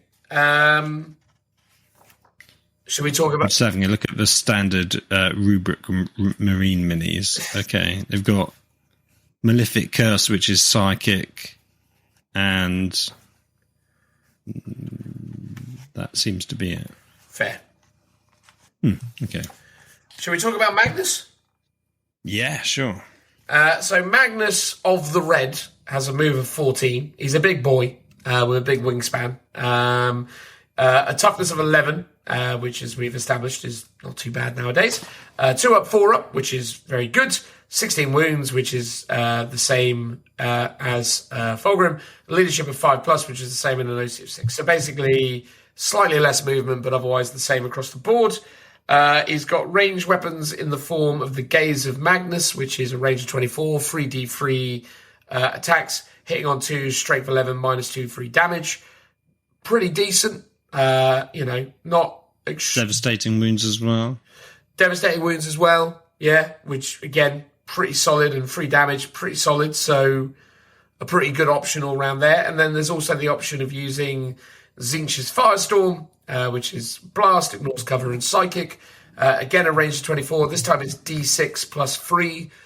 So, strangely, the Gaze of Magnus has the delta of between 3 and 9 shots, whereas the Tzeentch's Firestorm has a minimum of 4, but a maximum of 9, but then obviously enhanced by Blast. So there you go. But this is Ballistical 2+, Strength 6, -1, 2 damage. So obviously having Blast could spike it a bit for you, but I assert that most of the time people will probably be just leaning into the Gaze of Magnus because it just seems like a better... Well, it's a ranged weapon, so you do both, right? No, you can't fire all your ranged weapons. Oh no, it's a monster, isn't it? So yeah, you can. Sorry. Yes, it's a monster. So you do both? Yeah. Do both. Do both. Sorry. I was getting into the realms of infantry and what have you. So yes, no, you're right. Yeah, fine. Do it all. Go nuts.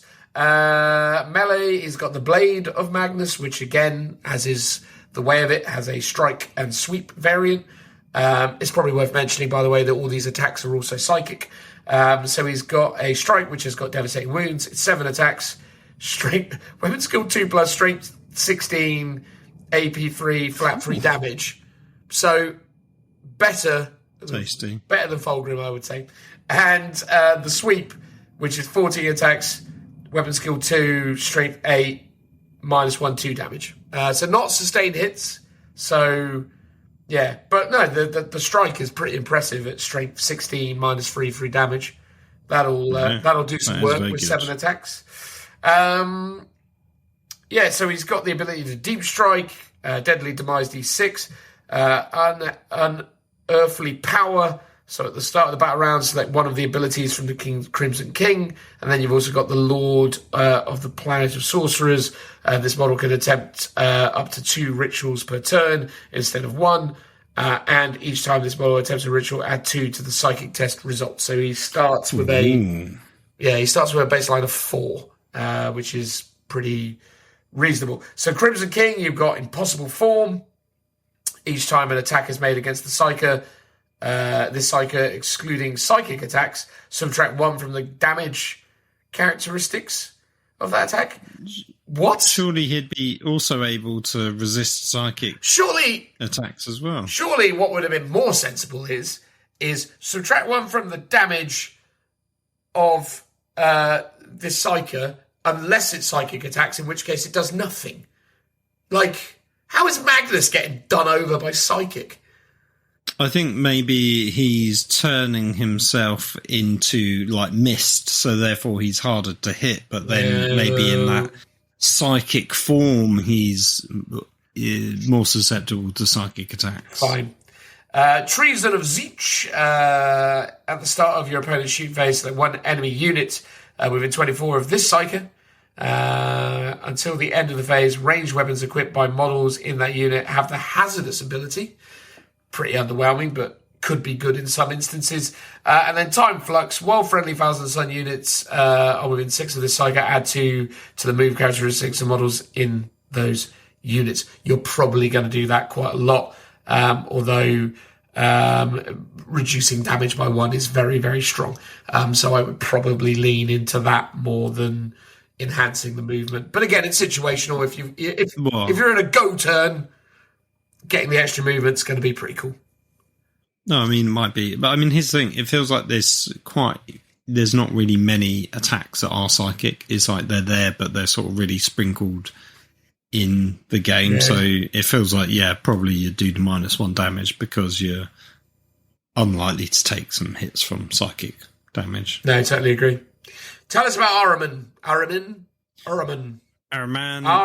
He is Araman. He's a movement of 10 inches, a toughness of 4, a save of 3+, invuln save of 4+, 6 wounds, leadership 6, and an OC of 2. He's a leader. He can lead Rubric Marines and Zangor Enlightens. He's got Scry of Fates, which is a psychic ability.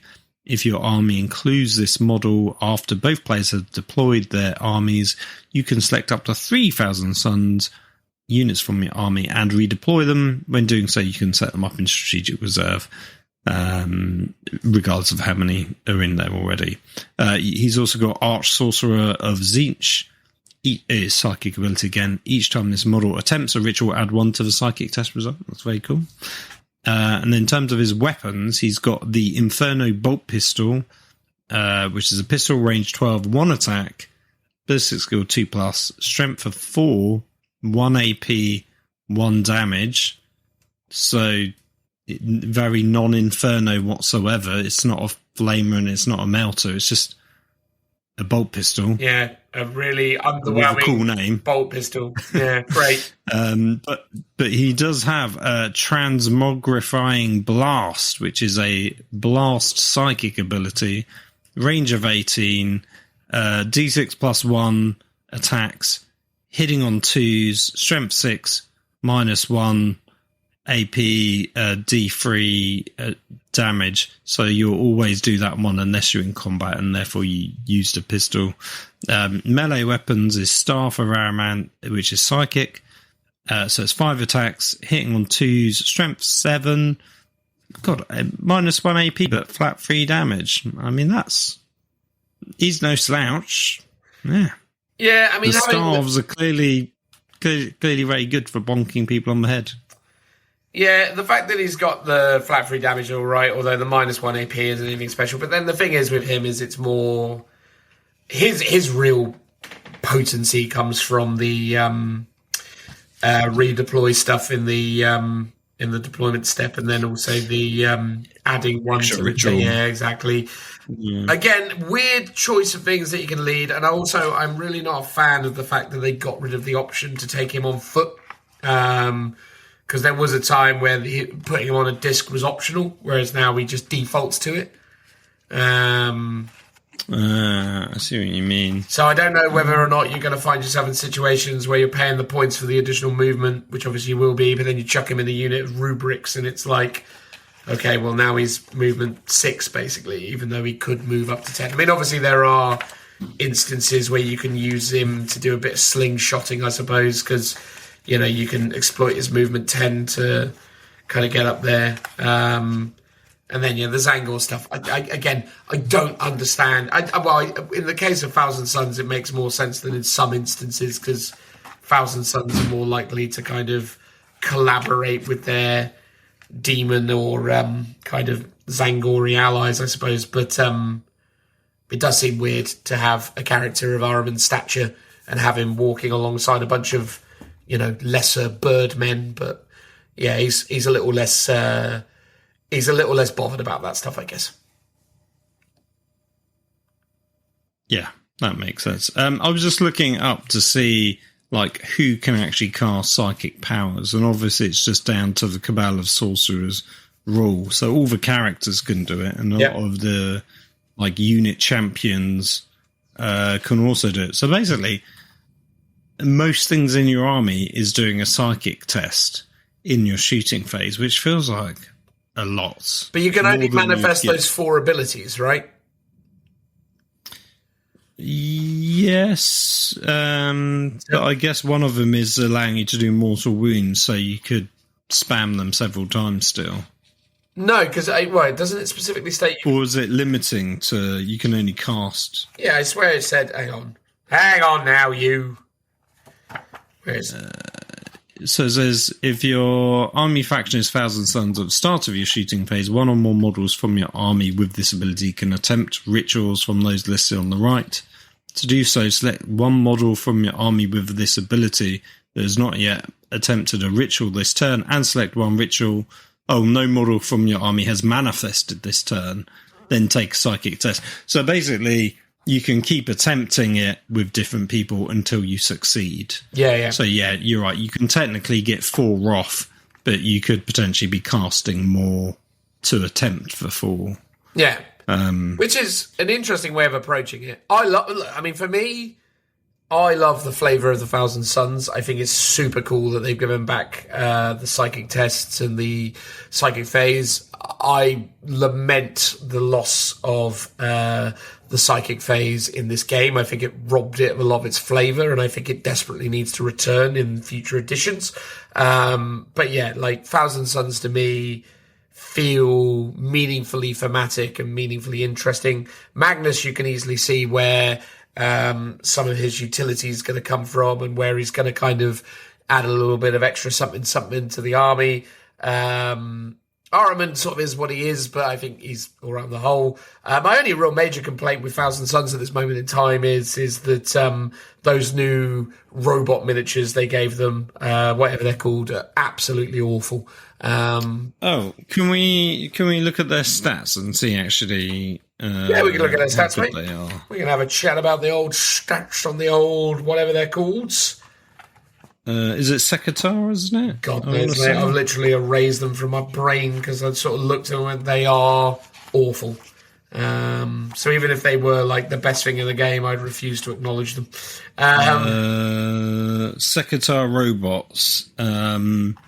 So movement 8, toughness 6, a 3-up save, 5-up invulnerable, 4 wounds, leadership 7, 1 OC.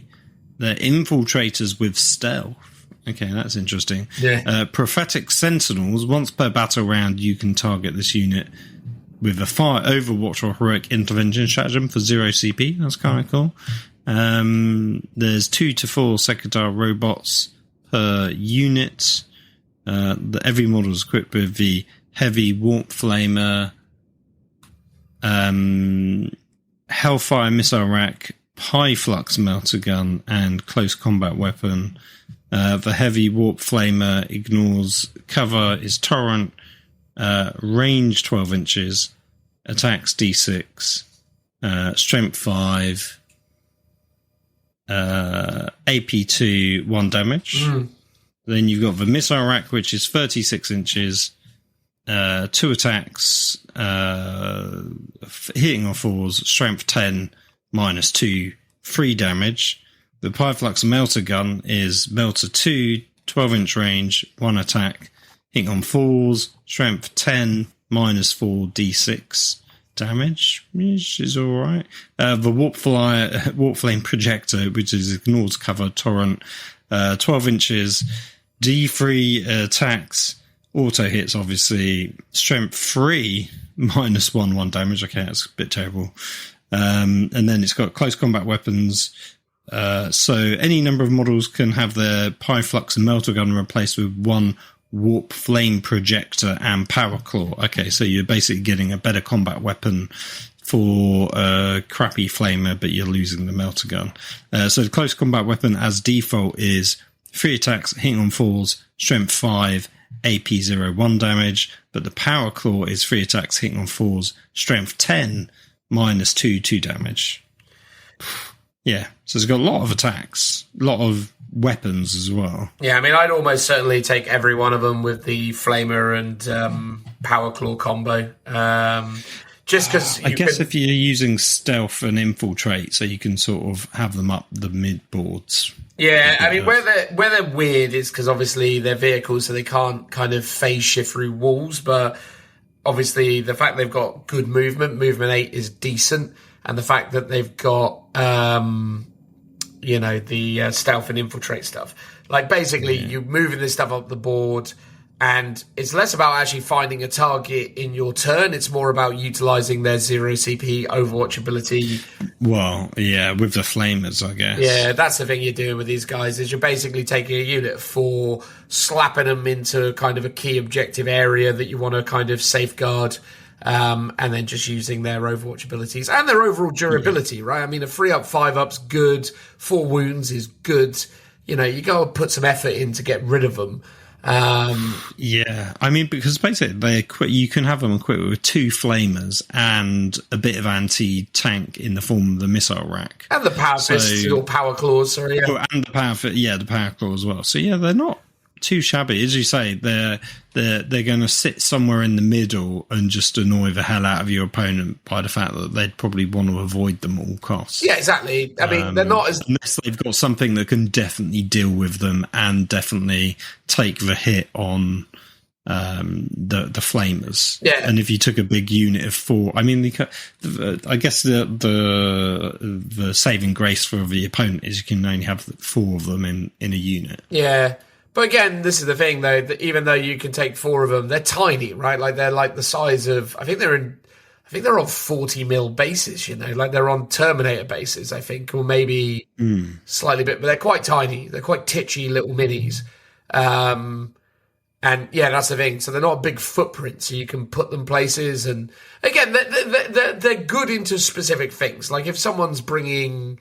a bunch of gene stealers, they want nothing to do with this. Like, this is a real issue for vanguard organisms within, like, the Tyranid Codex. It's also an issue for things like the Death Guard's Poxwalkers, which want to establish a real foothold early on. These guys are going to really give them a hard time. Even things like scout units, other stuff like that, aren't going to enjoy these guys running around with them in no man's land. But the main thing is more the fact that, yeah, they've obviously they can get up the board with the stealth and the infiltrate, etc. And then, yeah, they can be quite oppressive against certain things. Obviously, a lot of stuff can deal with them quite comfortably, but this is the problem, right? When you're that many wounds with that toughness, that save profile, you can't just put like scouts into them and have them go away, right? This isn't a unit of Drakari Mandrakes or Skitari Rangers that you can just get rid of with relatively low output units. You do really meaningfully need to put something good into them to remove them from play. So that's where I think the USP from those exist. And ultimately, as I say, on the whole, like, for whatever reason, I get Thousand Sons way more than I get Emperor's Children. Like, that, to me, is quite a contrast in terms of, ability. like Thousand Suns, really good army rule that's really thematic and suitable for the army, harking back to a really cool, awesome rule from 9th, 8th edition. So big fan of that. Magnus seems cool. The units seem cool. The army makes sense. I get it. Like, I read that Thousand Suns book and I have inspiration to do armies and consider options, whereas Emperor's Children I just don't understand. Whereas Thousand Suns feel proper, would be what I'd say. Yeah, I think that's fair enough. I think their army rules are very thematic, even though I don't want to say it's rules bloaty, but it is in the terms of you're creating a whole phase of the game just for one army, even though it feels, as you said, should really just exist in the game for everyone to have access to, and then that would just be, maybe some specific stuff. But then maybe limiting it to armies like maybe Grey Knights and Thousand Suns that lean into that archetype, and then streamlining it for everyone else to, just be psychic weapons, basically. Unfortunately, it feels a bit boring, but might streamline the game a lot more. But personally, I'd like to see some of that flavour come back, and being able to do psychic abilities beyond just, some kind of buff to a unit or attack would always be, is always good to see. So yeah, I mean, that one seems pretty good, I would say. I mean, I don't think the Emperor's Children one's terrible, but the ability to advance and charge while good doesn't feel as exciting as 4 entire psychic abilities that everything in your army can cast. Yeah. Anyway, on the whole, yeah, as a point of direct comparison, yeah, I get what they're doing with Thousand Suns. I admit you're right in the sense that the army rule feels bloaty, but I think that's more about how it's written as opposed to how it actually implements in game. I think it's easier understood when you see it in action. But I think, it definitely reads poorly. I mean, going on from that topic, we'll talk about the World Eaters next. I mean, if you want to talk about a weird rule set, like I personally, I've struggled a lot with where they landed with the World Eaters' identity of the worship of Khorne and the kind of expression of, blood for the blood god, and the idea that they're being rewarded for the carnage that they are seemingly about to perform, or obviously are doing so. And I think the mechanism by which they've kind of arrived at, or the mechanism they've arrived at by which they try and express the whole kind of worship through bloodshed thing it's weird to me. Like and also it's one of those rules that unless you really know what's going on, always feel bad, because it always seems like when you're playing against World Eaters players, they've always kind of got what they want all the time, to the point that you're like, well, why even roll for it? Because it just seemed to get what you want all the time. But for those of you who don't know what it is, it's called the Blessing of Khorne. So if your army faction is World Eaters, at the start of each battle round, you can make a Blessing of Khorne roll. To do so, roll 8d6, because obviously 8 is the number of Khorne. You can use those dice to activate up to 2 Blessings of Khorne. Each Blessing of Khorne specifies the dice results it requires. Double or triple of that value or higher where a number is specified, a double or triple of that value is or higher is required. You can only activate each Blessing of Khorne once per battle round. Any unused dice from the Blessing of Khorne roll are then discarded. Once activated, each Blessing of Khorne applies to all units from your army with this ability until the end of the battle round. And then they're very kindly given us an example, which they didn't do in Thousand Suns. So God only knows who did the Thousand Suns rule, because they obviously didn't get the memo to actually give an example. But they give an example that says what I've said, potentially more clearly than I said it. But yeah, so the first of these, if you roll a double 1 amongst your 8 dice, you can put that into Unbridled Bloodlust, and you can re-roll charge rolls made for this unit. Do you want to read the next one, Phil? The sort of sure. Let's alternate then. The next one's Rage Fueled Invigoration, which is a double 2 or more. So if you got a 3+, it still goes off. Each time a model in this unit makes a pile-in or consolidation move, it can move up to 6 inches instead of 3 inches. That's not bad. Total Carnage, so a double 3. Each time a model in this unit is destroyed by a melee attack, if it is not fought, roll a d6 on the 4+, do not remove it from play. The destroyed model can fight after the attacking unit is finished. So fight on death. Very, very strong. Very good. Yeah. Next one, Martial Excellence. So this is where it gets weird, where it's a double 4+ or a triple 1+. This is where you get into the triples as well, which is a bit odd. Melee weapons equipped with this model have sustained hits 1 ability. So that's very good. Yeah, really strong. A double 5+ or triple 2+. Melee weapons equipped by models in this unit have the lethal hits ability. Again, pretty good. And then the last one is Decapitating Strike. So it's a a double 6 or a triple 3+. Each time a model in this unit makes a melee attack that targets an infantry unit, that attack has devastating wounds ability. Against infantry, yeah. We said that, but yeah. Yeah, I mean, very good. Here's the thing, the sustained hits, lethal hits, devastating wounds is all very sort of generic and boring. And not very flavoursome, but mechanically kind of strong and, gives you utility to deal with different sorts of units. So I sort of don't hate it for that reason, but at the same time I do hate it because it's just bland and it's what a lot of armies just get access to in some form or another without it really feeling particularly unique to that. Yeah. Unique to that army. The thing that's really weird about this rule, and maybe we didn't do the best job of expressing it, is the idea that, so basically, if you roll any double, so if you roll a double 2, a double 3, double 4, double 5, you can still spend on abilities with a lesser numeric value. So basically, the double 1, Unbridled Bloodlust, the ability to re-roll your charge rolls, is basically something you can have on any single double.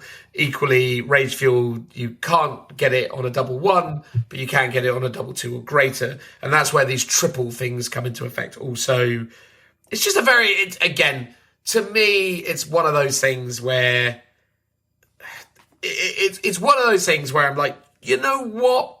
If you want army-wide fight on death, or you want army-wide reroll charges, in a way, I don't know. It's like, could we not have just been in a situation where they were like, they reroll charges? Like, I don't know. Like, to me, it's one of those arbitrary rolls, and then it always seems to be that your opponent just looks at you after they've rolled it, because basically you rolled 8d6, so there has to be some doubles in there, theoretically, right? Like, you can't not have rolled 1 or 2 doubles in that roll. In fact, I think, I suppose you could have... Well, you could have rolled all 6s, let's say. Well, you could have rolled 1, 2, 3, 4, 5, 6, and then 2 additional 1s, say. So it's possible that you don't get what you want out of it, but assuming... Yeah, basically, the long story is it's just one of those mechanics that the only thing that's annoying about it is it creates this dialogue between you and your opponent where a lot of the time... You can't be bothered to challenge it. You can't be asked to learn it. You just kind of take what they say. And I've been there so many times where they roll it and they go, yeah, cool, so I'm re-rolling this and I'm doing this. And you're like, yeah, sure, whatever. Like, of course you are. Like, yeah, I mean, here's the thing. I'm sure if you play on a really regular basis, you'll get it memorized because there's 6 of them and it sort of makes sense in terms of its double 1, double 2, double 3, but then it gets a bit confusing where it's a double 4 or a triple 1. But it's like it's 6 things like that's. It feels like you can this and potentially the Thousand Suns one, sort of less so with them. Is I need this page open every turn to know what I'm doing. if I was running this army. And even after playing 5 or 6 games, I still probably wouldn't have remembered all of these off the top of my head. But maybe eventually I would. Whereas I sort of feel like the Thousand Sun ones is a bit more straightforward, because it's just like, okay, cool, they're values of like 6, 7, 8, 9, right? It's quite straightforward. And whereas this is a little bit more complicated because there's more of them as well.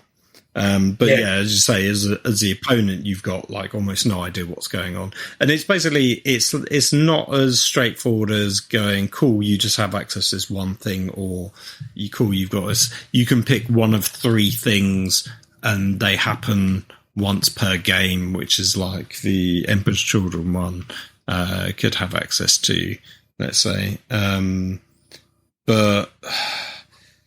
Yeah, I like the randomness of it, because I sort of feel like the game does best when it leans more into that sort of thing.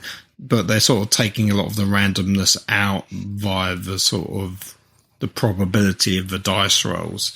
So, yeah, I don't hate it, but it's just, it feels quite complicated. It sort of reminds me of some of the complicated rules of like 9th edition. So yeah, I sort of get why it's 6, because obviously you're leaning into the doubles, and there's 6 faces on a die, so it sort of has to be that. Yeah, I get it, and again, I'm not. It's just, all I'm saying is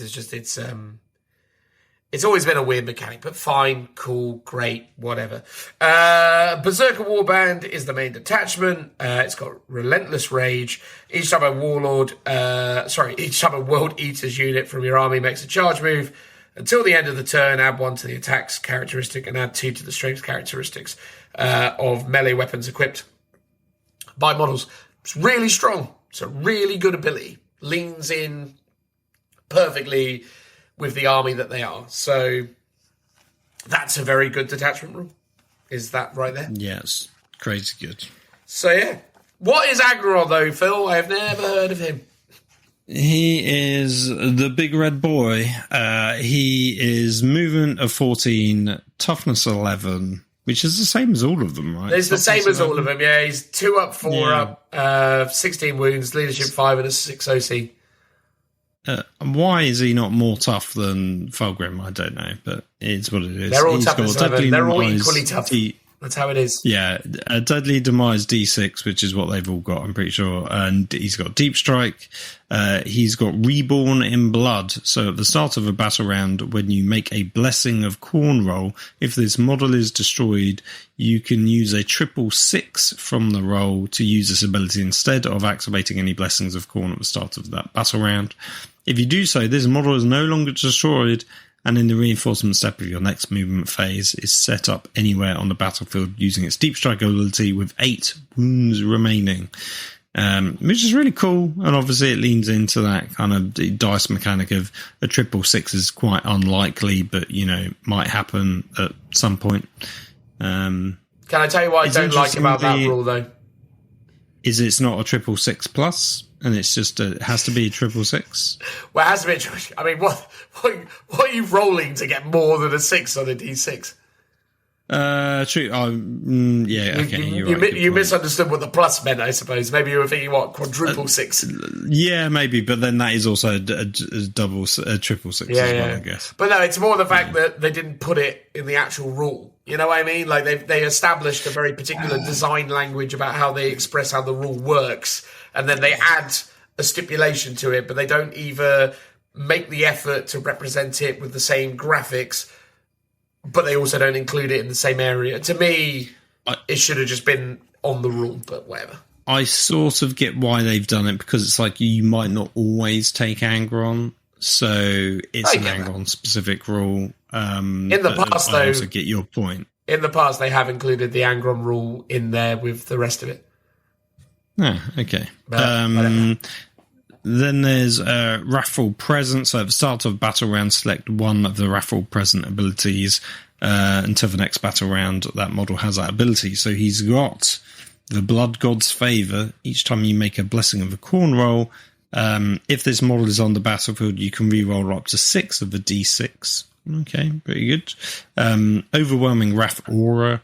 Each time an enemy unit within 6 inches of this model is selected to fall back, that unit must make a leadership test. If the test is failed, they must remain stationary in this phase instead. That could be very hilarious.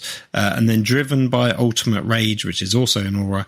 So while a friendly World Eater's unit is within 6 inches of this model, you can ignore any and all modifiers to that unit's move characteristic and to advance and charge rolls made for it.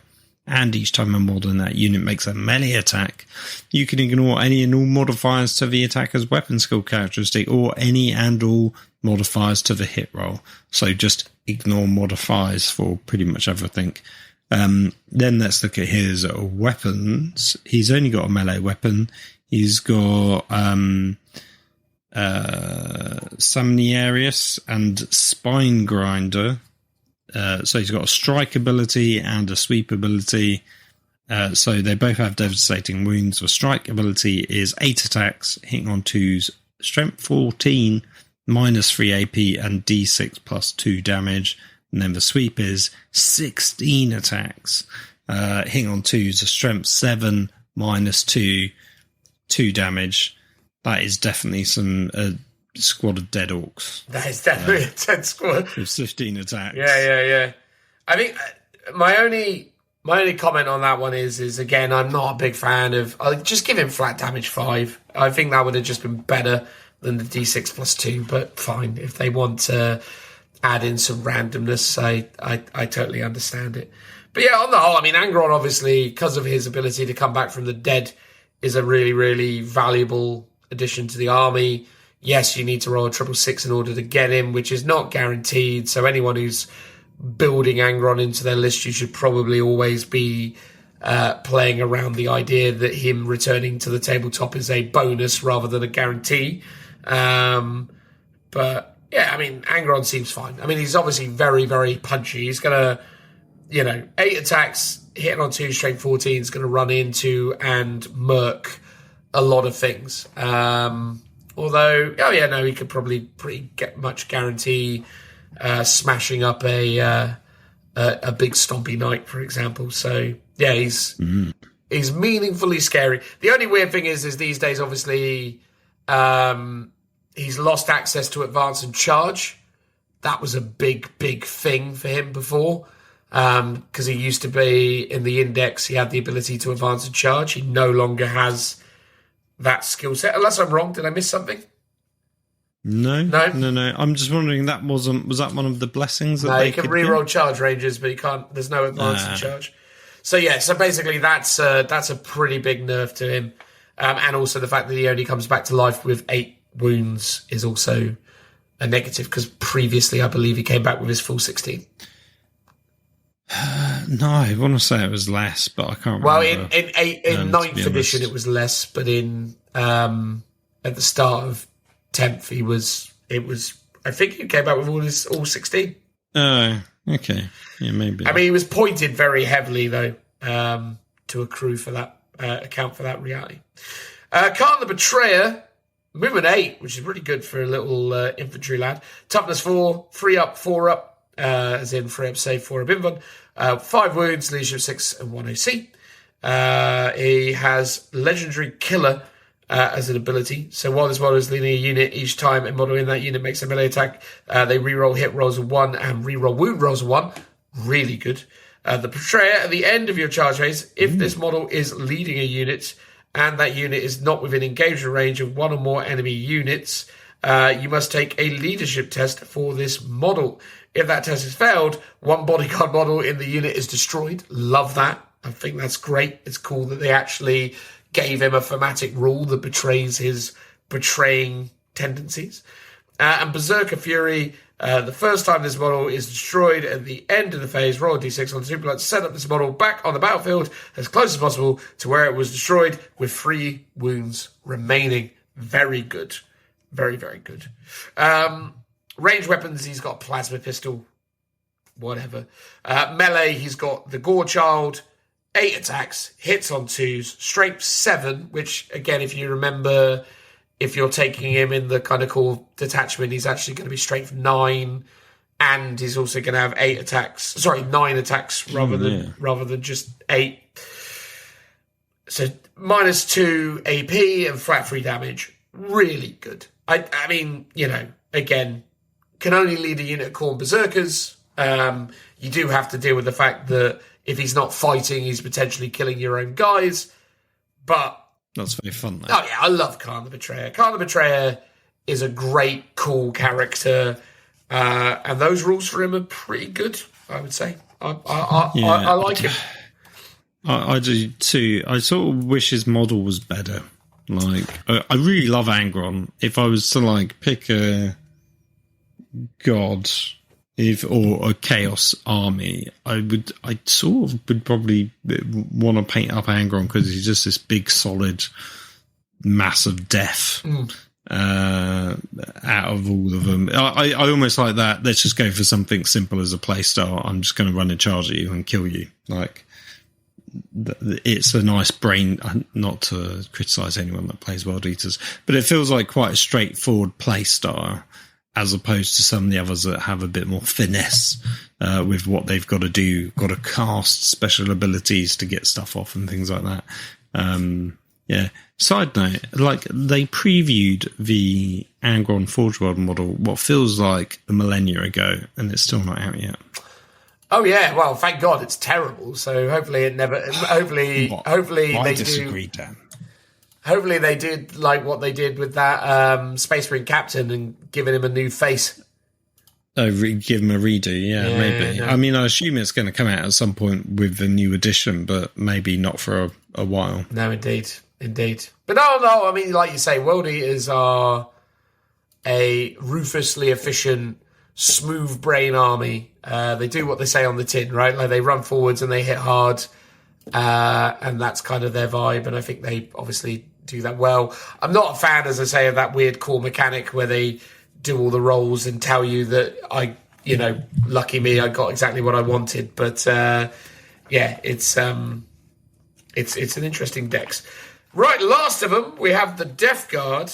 The Death Guard army rule is interesting.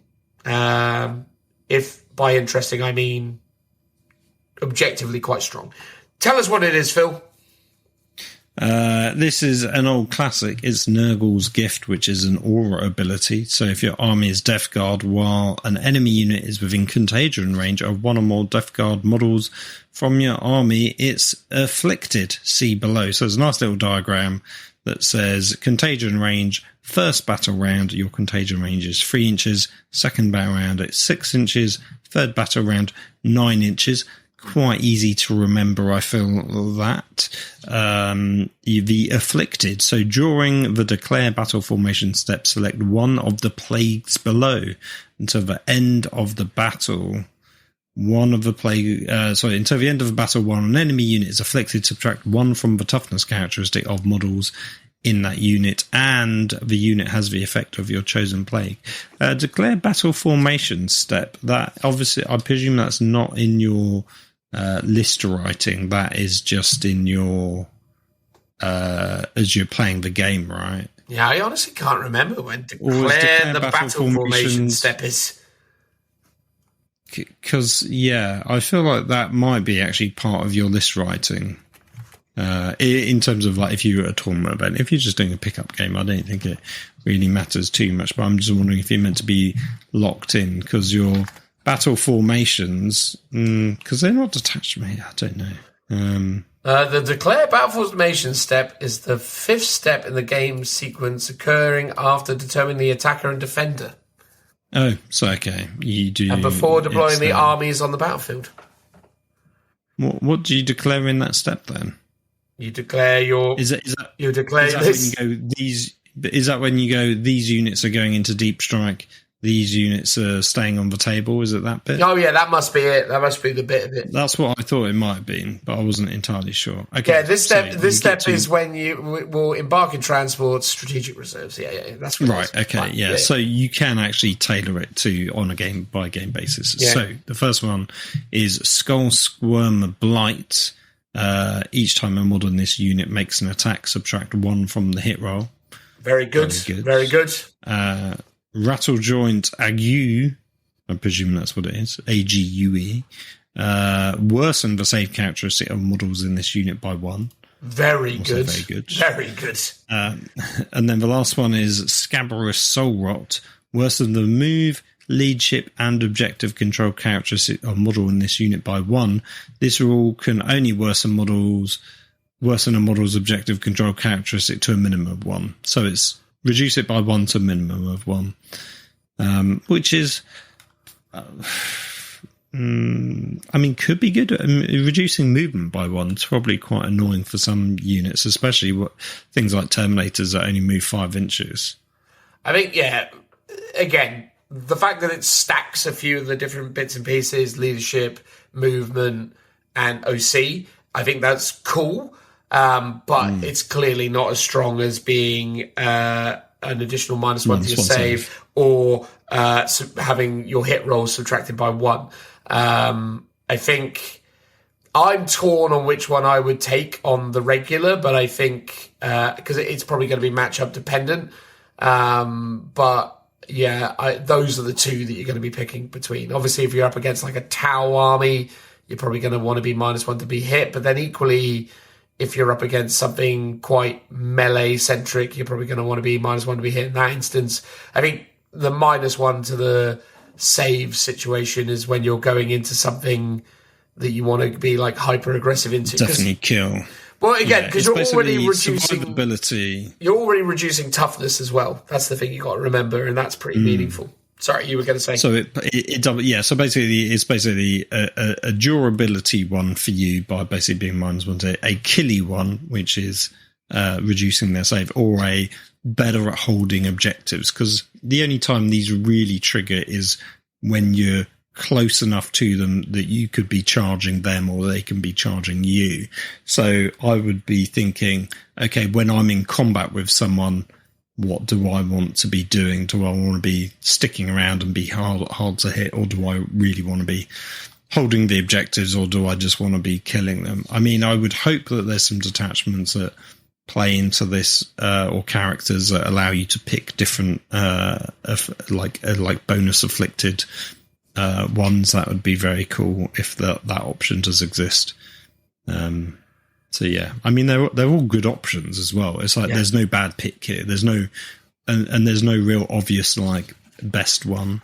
You could argue maybe the save because it doubles down with the reduced toughness, so it makes it a lot easier to kill stuff. Yeah, it's super.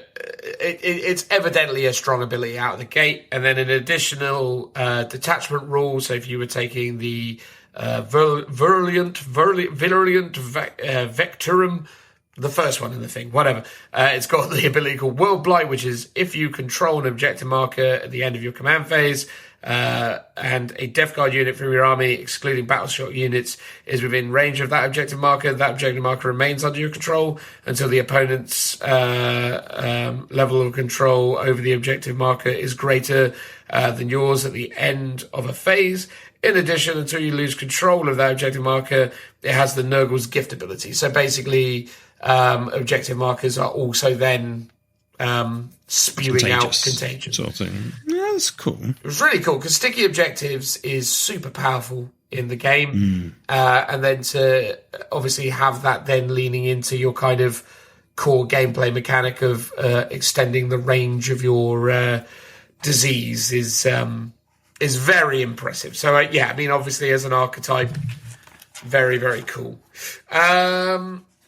Mortarion, Phil, tell us about that guy. He's toughness 12, Phil. He's toughness 12. He's tougher than all the other ones. It's tougher than Agron. Oh, my God. Yeah, so he's movement 10, so he's got the worst. He's very slow boy. But he's toughness 12. He's got a 2-up save, 4-up in 1, 16 wounds, leadership 5, OC 6. So for the most part, quite similar.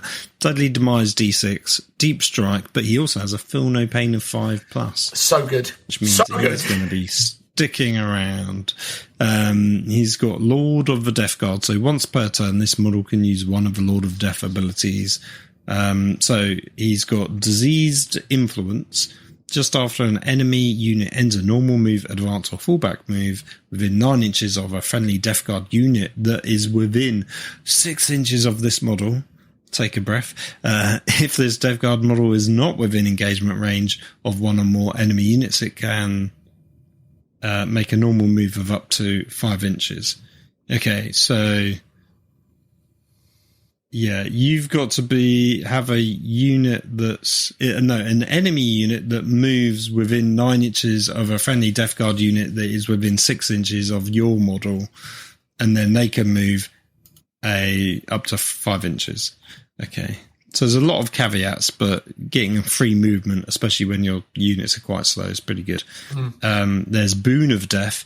In the fight phase, when a friendly Death Guard unit within 6 inches of this model is selected as the target of an attack, that model can use this ability. If it does until the end of the phase, each time a model in that Death Guard unit is destroyed by a melee attack, that model has not fought this phase on a 2+, don't remove it, and they can attack as if they're still alive, and then you remove from play. So fight on death on a 2+. Very strong. Very good. Yeah. Inflamed Reprisal is the last one. So in your opponent's shooting phase, when a friendly Death Guard unit is within 6 inches of this model is selected as the target of an attack, this model can use this ability. If it does after the attacking unit has finished making its stacks, the Death Guard unit can shoot as if it was your shooting phase. But when resolving those attacks, can only target the enemy unit, and only if it is an eligible target. So that one's pretty interesting, assuming you've got some good shooting attacks to shoot them back. Then let's look at the ranged weapons. So he's got the Lantern, which is pistol, sustained hits D3, range 24 inches, great for a pistol. 1 attack, hitting on 2, strength 10, -3 damage. So, I mean, it's very good, but it's obviously only it's one shot, but then it's sustained D3. Then Rotwind, which is blast, devastating wounds, lethal hits, and psychic. D6 +3 attacks, hitting on 2, strength 7, -2, 1 damage. So quite interesting. And then lastly, he's got his melee weapon, which is Silence. So its strike profile is devastating wounds and lethal hits. It's hitting on 5 attacks, hitting on 2s, strength 14, -3 AP, and it's D6 +1 damage.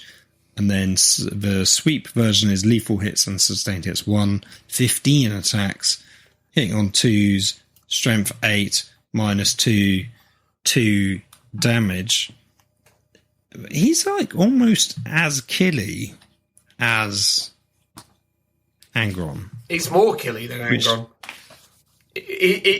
When you consider that if he charges into you and you're toughness 8, you're reduced to toughness 7.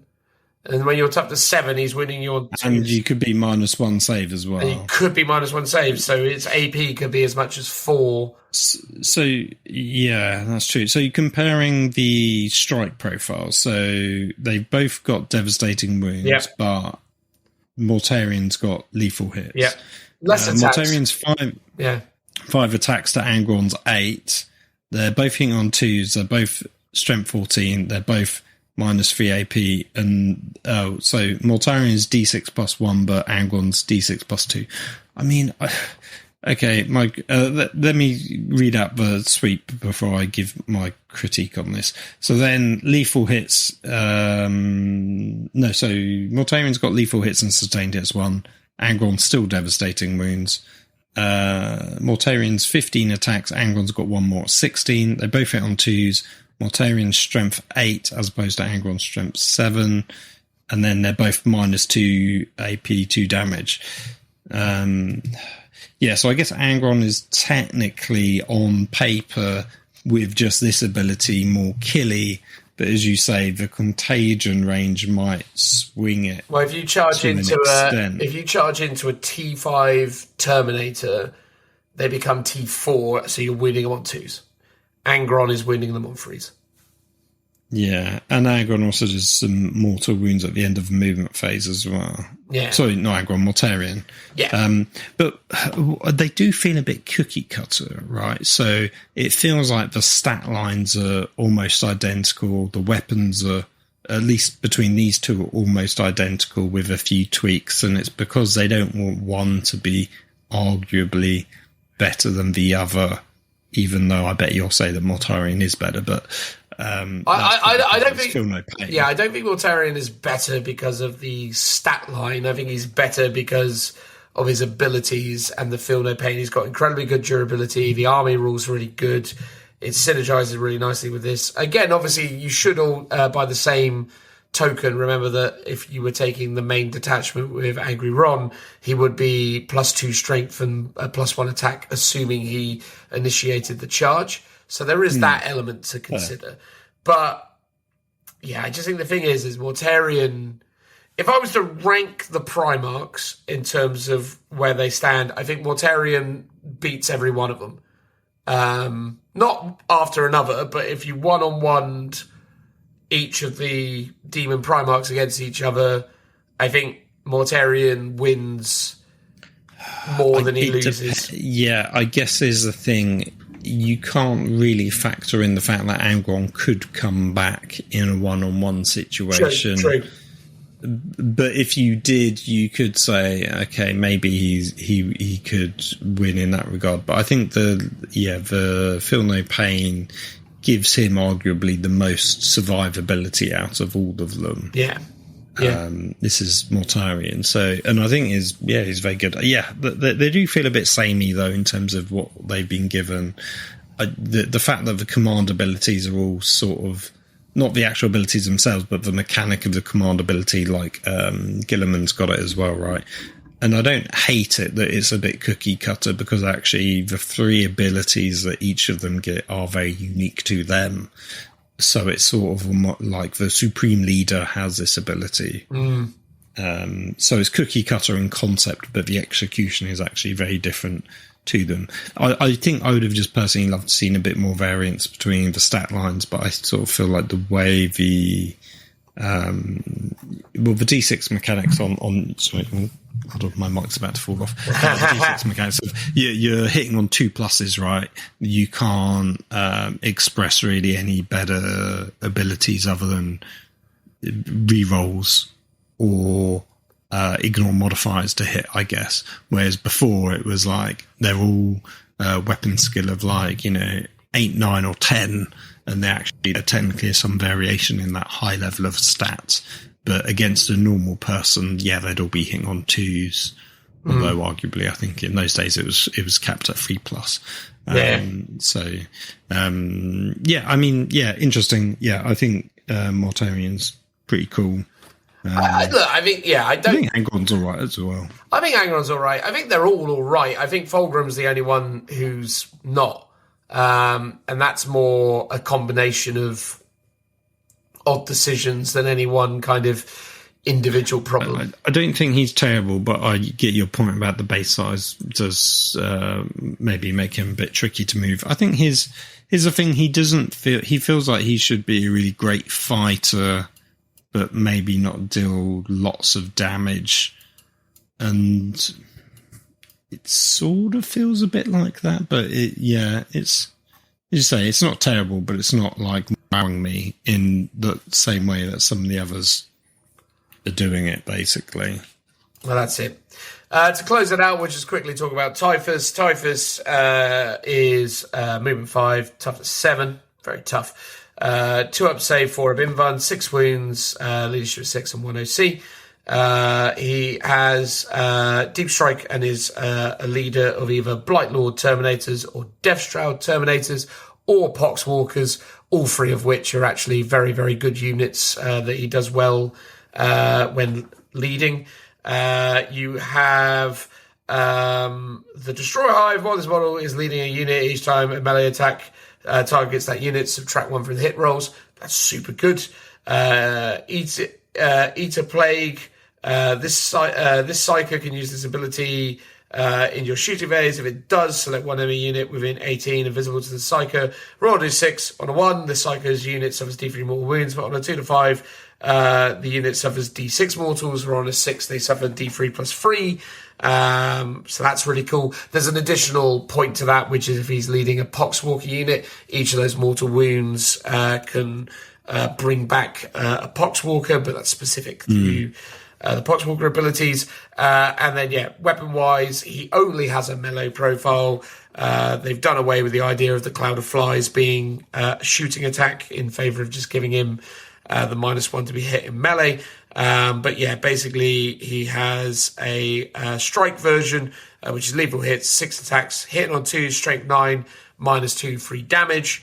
Strong, or the sweet version, which is 12 attacks with lethal hits again, hitting on 2, strength 6, -1 damage. Again, on the assertion that you are making your opponent -1 to their save, your strength 9 and -1 toughness and -1 AP is going to be pretty meaningful, because you're basically going to be like AP free, flat free damage. It's pretty good. I would say on the whole, I mean, Death Guard have obviously been identified as a very strong army from the outset. So I think, Death Guard are quite, specific in the fact that they are in somewhat rarefied air. I think they are very due to receive a series of balance changes, and also within the meta, people have kind of figured out more how to deal with them as time's gone on, but they do remain a problem within the game, and they are very strong right now. So it's fair to assert that Death Guard are top of this particular pile. For me, I actually really like what they did with the Death Guard, but I think it's really interesting how they've kind of developed their mechanics from, the Feel No Pain army into more of a kind of nuanced, spreading disease army. I quite like it. I really like the Thousand Suns mechanics. I think they're super fun.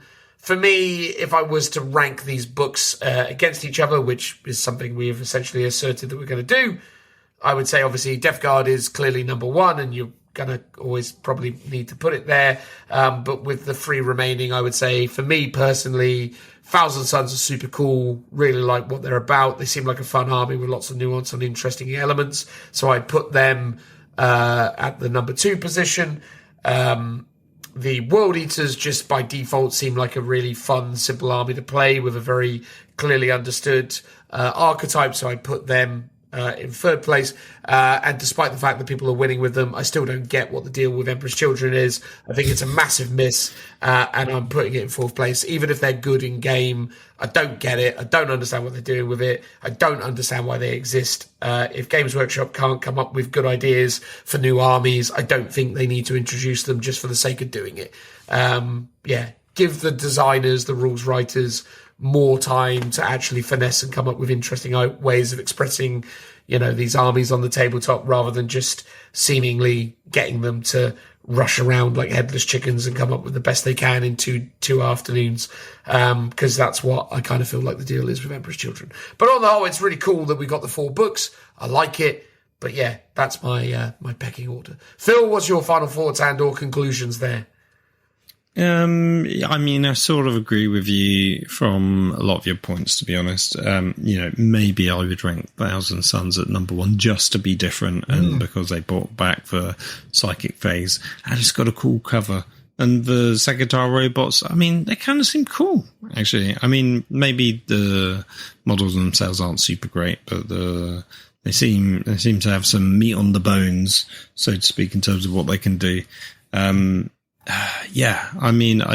think out of the 4 of them, Emperor's Children's, probably does feel a little bit on the weak side in comparison, especially on a sort of a theming point of view with their army rules. The Nurgle one's pretty cool in terms of the aura. It feels very strong, like just doing -1 toughness.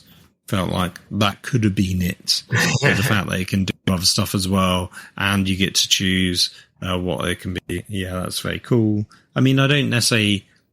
The Angron one, so not the Angron one, the World Eaters one is.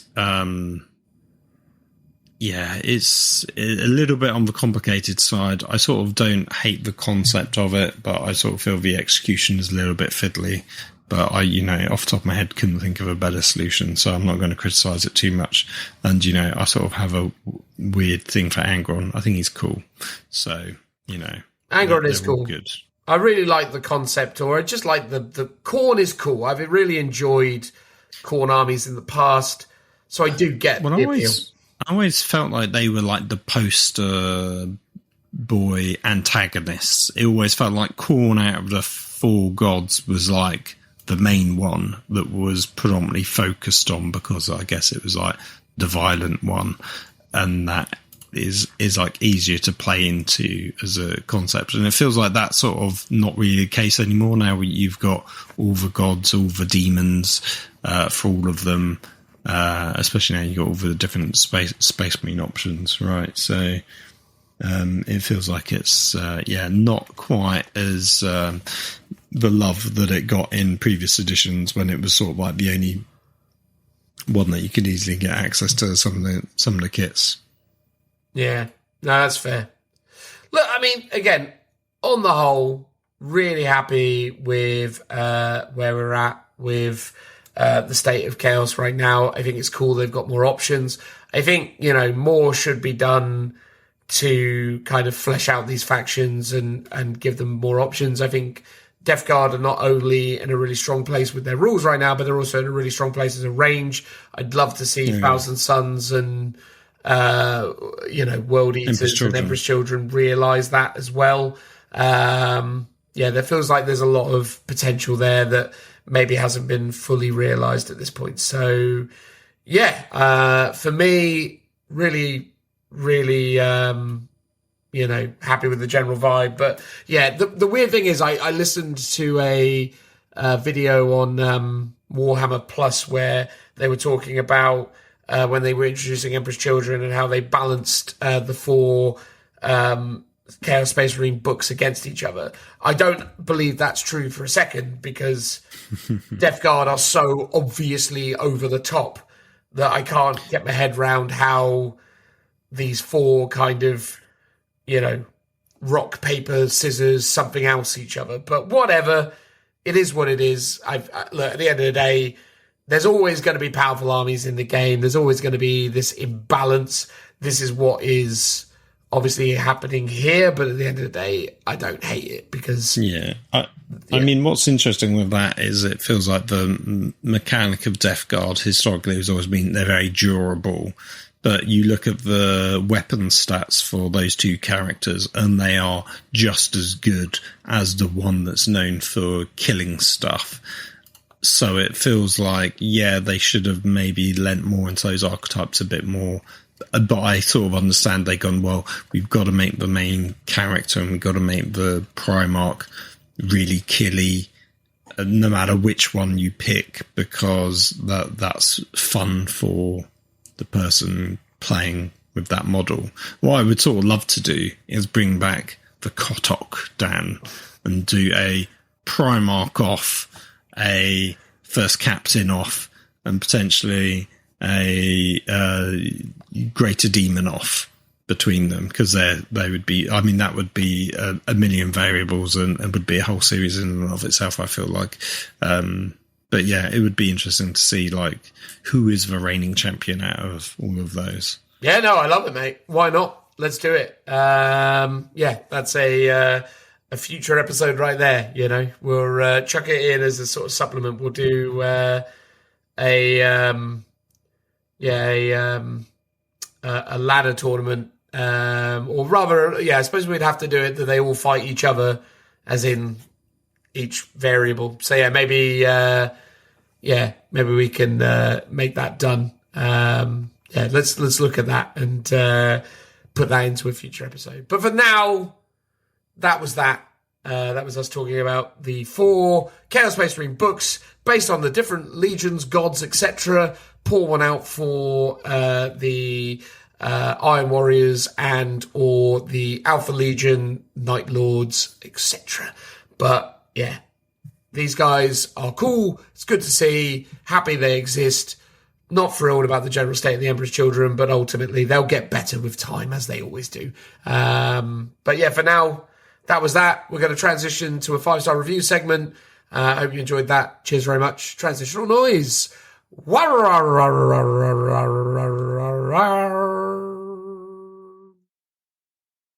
All right, so our 5-star review this time around comes via an individual that I'm sure Phil will like, because they're called the Trenches of Vrax, Phil, on the Instagrams, no less. What does that mean? We're doing an Instagram review? Well, yeah, as part of this, we will obviously look at Trenches of Racks Instagram and say appropriate things about it. I wouldn't want to pretend that we just say nice things for the sake of it, although it's highly improbable that we are going to be rude about it. I mean, that'd be an incredible, play on our part, wouldn't it? To be like, cheers for the 5-star review, Trenches of Racks.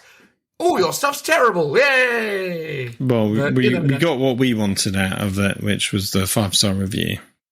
No, indeed. Well, yeah. And again, Trenches of Racks has given us this 5-star review on Audible, Phil. Good old Audible of the United Kingdom. We do well, Phil, in the United Kingdom.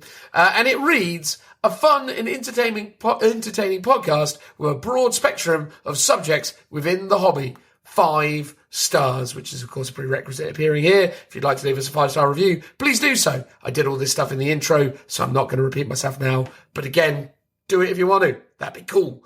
So, as a bus driver in public transport, I spend about 8 hours a day at work, and it allows me to listen to these nice long-form episodes. Sorry about that, Trenches of Rack. It has obviously changed slightly, although, to be fair, this episode has been pretty long anyway, so I'm sure you've got, enough entertainment to tide you over. Anyway, long-form episodes in about a day's work. There you go. So the idea, Phil, that dear old Trenches of Racks is driving the old buses, subjecting his passengers to the Lookout Sir podcast. Could you imagine? All the converts. Exactly. Always a possibility. Listening to Dan and Phil feels like having a chat with my mates about something I feel passionately. Their knowledge, opinions, and willingness to learn helps me understand the changes the game's going through, even as a veteran of 20 years in the hobby. I love the tournament recaps and thoroughly enjoy the episodes with guests. Also, who is this Joe fella I keep hearing about? Ooh, who could he be? Again, I feel like at this point, he's appeared often enough to the point that it's, I feel like he's relatively well understood, right? I mean, I'd hope so. Indeed. But, keep up the great work and a well-deserved 5 stars. Michael, otherwise known as Trenches of Racks on the Instagram. And I looked, Phil, neither you or I follow this individual. So my assertion is we didn't do this review because if we had, we would have definitely been following them. Isn't that correct? That's true, yeah. So we're going to hit follow back on that side of things because we're kind individuals like that. Before I do that, though, Phil, we should probably do the whole thank you very much for the 5-star review, Trenches of Rack. That was really cool. And to elaborate on that, here's Phil. Well, thank you, Michael. Clearly a man of good taste for not only liking our podcast, but also being a Krieg player, a fine a player, a human and gamer. I'm sure you are. I'm not entirely sure you should necessarily be listening to us while you're at work. Bit dangerous, potentially, as a bus driver, but who knows how you're doing it. So I'm going to, defer to you on that one. What would the danger be of listening to a podcast while driving? Just you screaming into his ear really loudly and then him veering off into a ditch could be one of the possible options. Or my declaration of the fact that Mortarian's got a toughness of 12, it just threw him over the edge. Exactly, it could have happened. In which case, he will be currently in a ditch listening to us while he's waiting for rescue. So I hope that is going well. But yeah, keep it up, and thank you for listening. Absolutely. And then in the topic of their Instagram, it's not a very deep well. This one, it doesn't take a huge amount of scrolling to reach the bottom of. But there's some really cool stuff in it, mostly just because I'm a massive fan of the Khorne Lord on Juggernaut sculpt from back in the day, the metal Khorne Lord on Juggernaut from the game of Warhammer Fantasy Battles. I had this miniature myself for many years, but I got rid of it at one point when I no longer wanted to play a Chaos Space Marine army. I kind of regret the fact that I got rid of it, but it is what it is at this point in time. But I love that mini. And again, it's a real nice eclectic mix of bits and pieces. I really like the general kind of approach to painting and things that's on display here. It's a real kind of, very kind of mix of methods, I suppose, but there's definitely some interesting skills on demand. I definitely want to say that the way that they have kind of painted this Corn Lord in particular really kind of showcases more of that sort of old school, kind of painting style, even though they've incorporated lots of bright colours, which is super cool. I also really like the little Lego Lego Krieg. Yeah, no, I saw that too. I thought that was very cool. Yeah, a good mix of like sort of armies as well. So it's like fantasy chaos, 40k chaos. No, actually, he's on the square base as well, so he's also a fantasy chaos guy. Guard, Krieg, Space Marines. Lionel Johnson, and some Tyranids as well. So yeah, a real nice mix. I think the one thing I will say is I think a lot of his miniature photography is being hampered by some very harsh lighting. We're getting some of the later ones clearly feel like a evening shot with the flash on or something, and it's a bit on the bright side, but. Well, absolutely. It's like he's been doing these pictures in he's been in the dark the whole time. Yeah, but definitely always helps to get do it in daylight basically, or good daylight lamp, which isn't necessarily easy for everyone to have access to, but that definitely helps when it comes to taking photos. Yeah, absolutely. I think, framing and lighting does a lot when it comes to photography. And I'm by no means an expert in those things. I experimented by picking up a really cheap, light box thing from Amazon and put a few minis in it. But, if you follow my Instagram, I'm not particularly hot on my miniature photography. Although I was thinking the other day as I was painting my way through my iron jaws again, touching up some of the details and making them look more pretty. I'm like, it's a bit mad that I've never actually shared any images of this army beyond the Maw Crusher, because I'm quite proud of some of the paint jobs. So your Oryx is really good. I mean, this guy, TRENCHESOFVRAKS, good enough for Tim to follow him. So that's a fun. Well, there you go. Fact. There you go. I imagine that through the fandom of Lookout Sir, they probably followed Tim, and then Tim, being the gentleman and scholar that he is, followed back immediately. Maybe. He's a kind soul, is old Tim.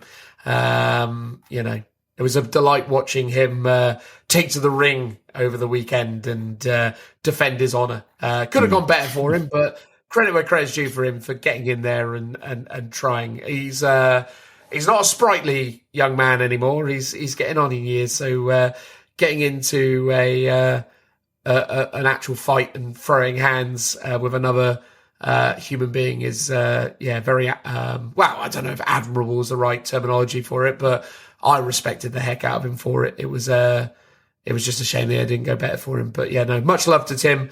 Looking forward to maybe going to another one of those with you in the future and seeing you have greater success, but good times. But honestly, TRENCHESOFVRAKS, thank you so much for supporting Lookout Sir. It means the world to us, and hopefully you've enjoyed us waxing lyrical about your, paint jobs and other bits and pieces. I really like the work that you've done on some of these tanks here. I think some of the sort of xenofold-y lighting elements on your early stage Spartan is really cool. There's definitely some really nice elements on display here, and I do like the really kind of bright color scheme and the work on the Corn Lord in particular. So keep it up. I'm watching you now from the shadows. So impress me. But there we go. Any last thoughts, Phil, or should we say goodbye? No, let's wrap it up. I think we've done enough. But well done, and obviously, loving your work. There we go. Cheers, everyone. That was episode 308. 308, 309. Not 300. 20.